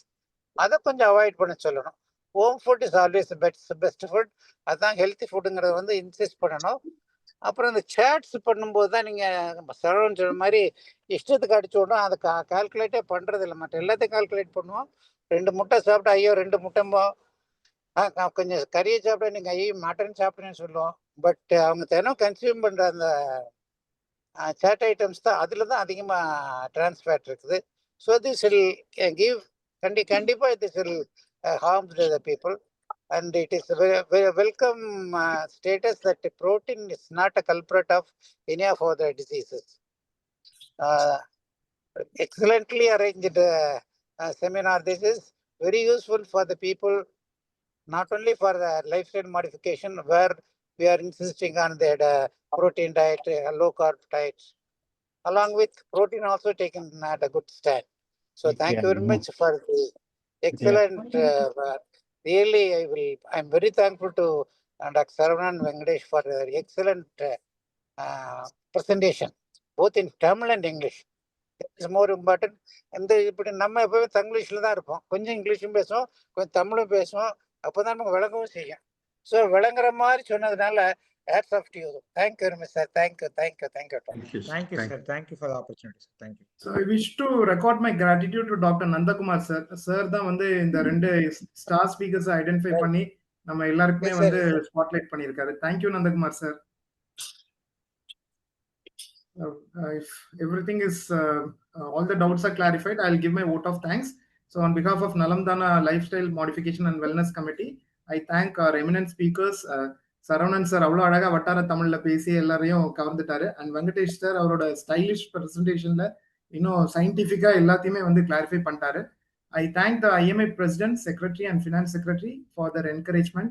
Special thanks to Duraikannan sir. Sir தான் இந்த CMA initiative எடுத்து தூங்கிட்டு இருந்த எல்லாரையும் தட்டி எழுப்பி அகைன் நம்மள பேக் ட்ராக் பண்ணி கொண்டு வந்திருக்காரு. And Farooq bro, thank you for moderating this session. And எல்லாத்தையும் அழகா summarize பண்ணி you have made it a beautiful CMA today. And all the delegates and participants, thank you for attending. And comments la vanda mai, we will not stop with this. We have to take this forward. We have to educate all the public, all the doctors, and we'll be continuing to promote wellness. Thank you once again for your valuable time and presence. Thank you.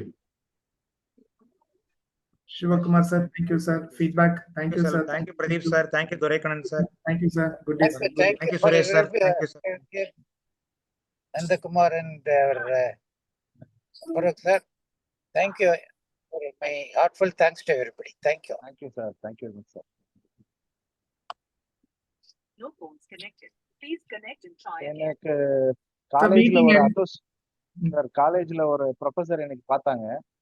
பார்த்துட்டு நம்ம நலம்தானா ஒரு 1.5 years அவங்க இருக்காங்க. Nalamthana has made a great change in her லைஃப்னு சொன்னாங்க. Thank you அப்படின்னு சொன்னாங்க. அவங்க நிறைய லைஃப் ஸ்டைல் சேஞ்சஸ் நம்ம கிட்ட பண்ணி டயபெட்டிஸை வந்து ரொம்ப அன்கண்ட்ரோல்டா இருந்த டயபெட்டிஸை வந்து நல்ல கண்ட்ரோலா வச்சிருக்கதா சொன்னாங்க. ரொம்ப சந்தோஷமா இருந்தது.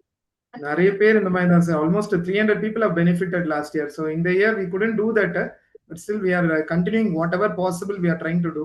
So we'll try to do better, sir. Thank you. இந்த வீடியோ போஸ்ட் பண்ணுங்க. நிறைய ரீச் நிறைய இருக்கும். ஏன்னா ரெண்டு பேர் எக்ஸ்பர்ட்ஸ்ங்கறதால I think we should spread it out. எல்லாத்துக்கும் நமக்கு மெடிக்கல் பிராக்டிஷனர்ஸ் and also நிறைய ஃபுல்லா எல்லா வாட்ஸ்அப் ஃபார்த்தலயும் போட்டு விட்டுருவோம். ஏன்னா ரெண்டு பேரும் கார்டியாலஜிஸ்ட் இவங்க சொல்றப்ப they will take more. நம்ம சொல்றத விட சீரியஸா எடுத்துக்க மாட்டாங்க. when the cardiologist and nephrologist சொல்றப்ப they will take it in the positive manner. That's what I feel. Okay. So Tuesday we'll get the video sir. நம்ம அத அப்டேட் பண்ணிடுவோம் சார். பண்ணிடலாம். ஓகேங்க. Thank you Pradeep. Thanks for good day sir. Good day. Thank you Nanda bro. Thank you. Bye.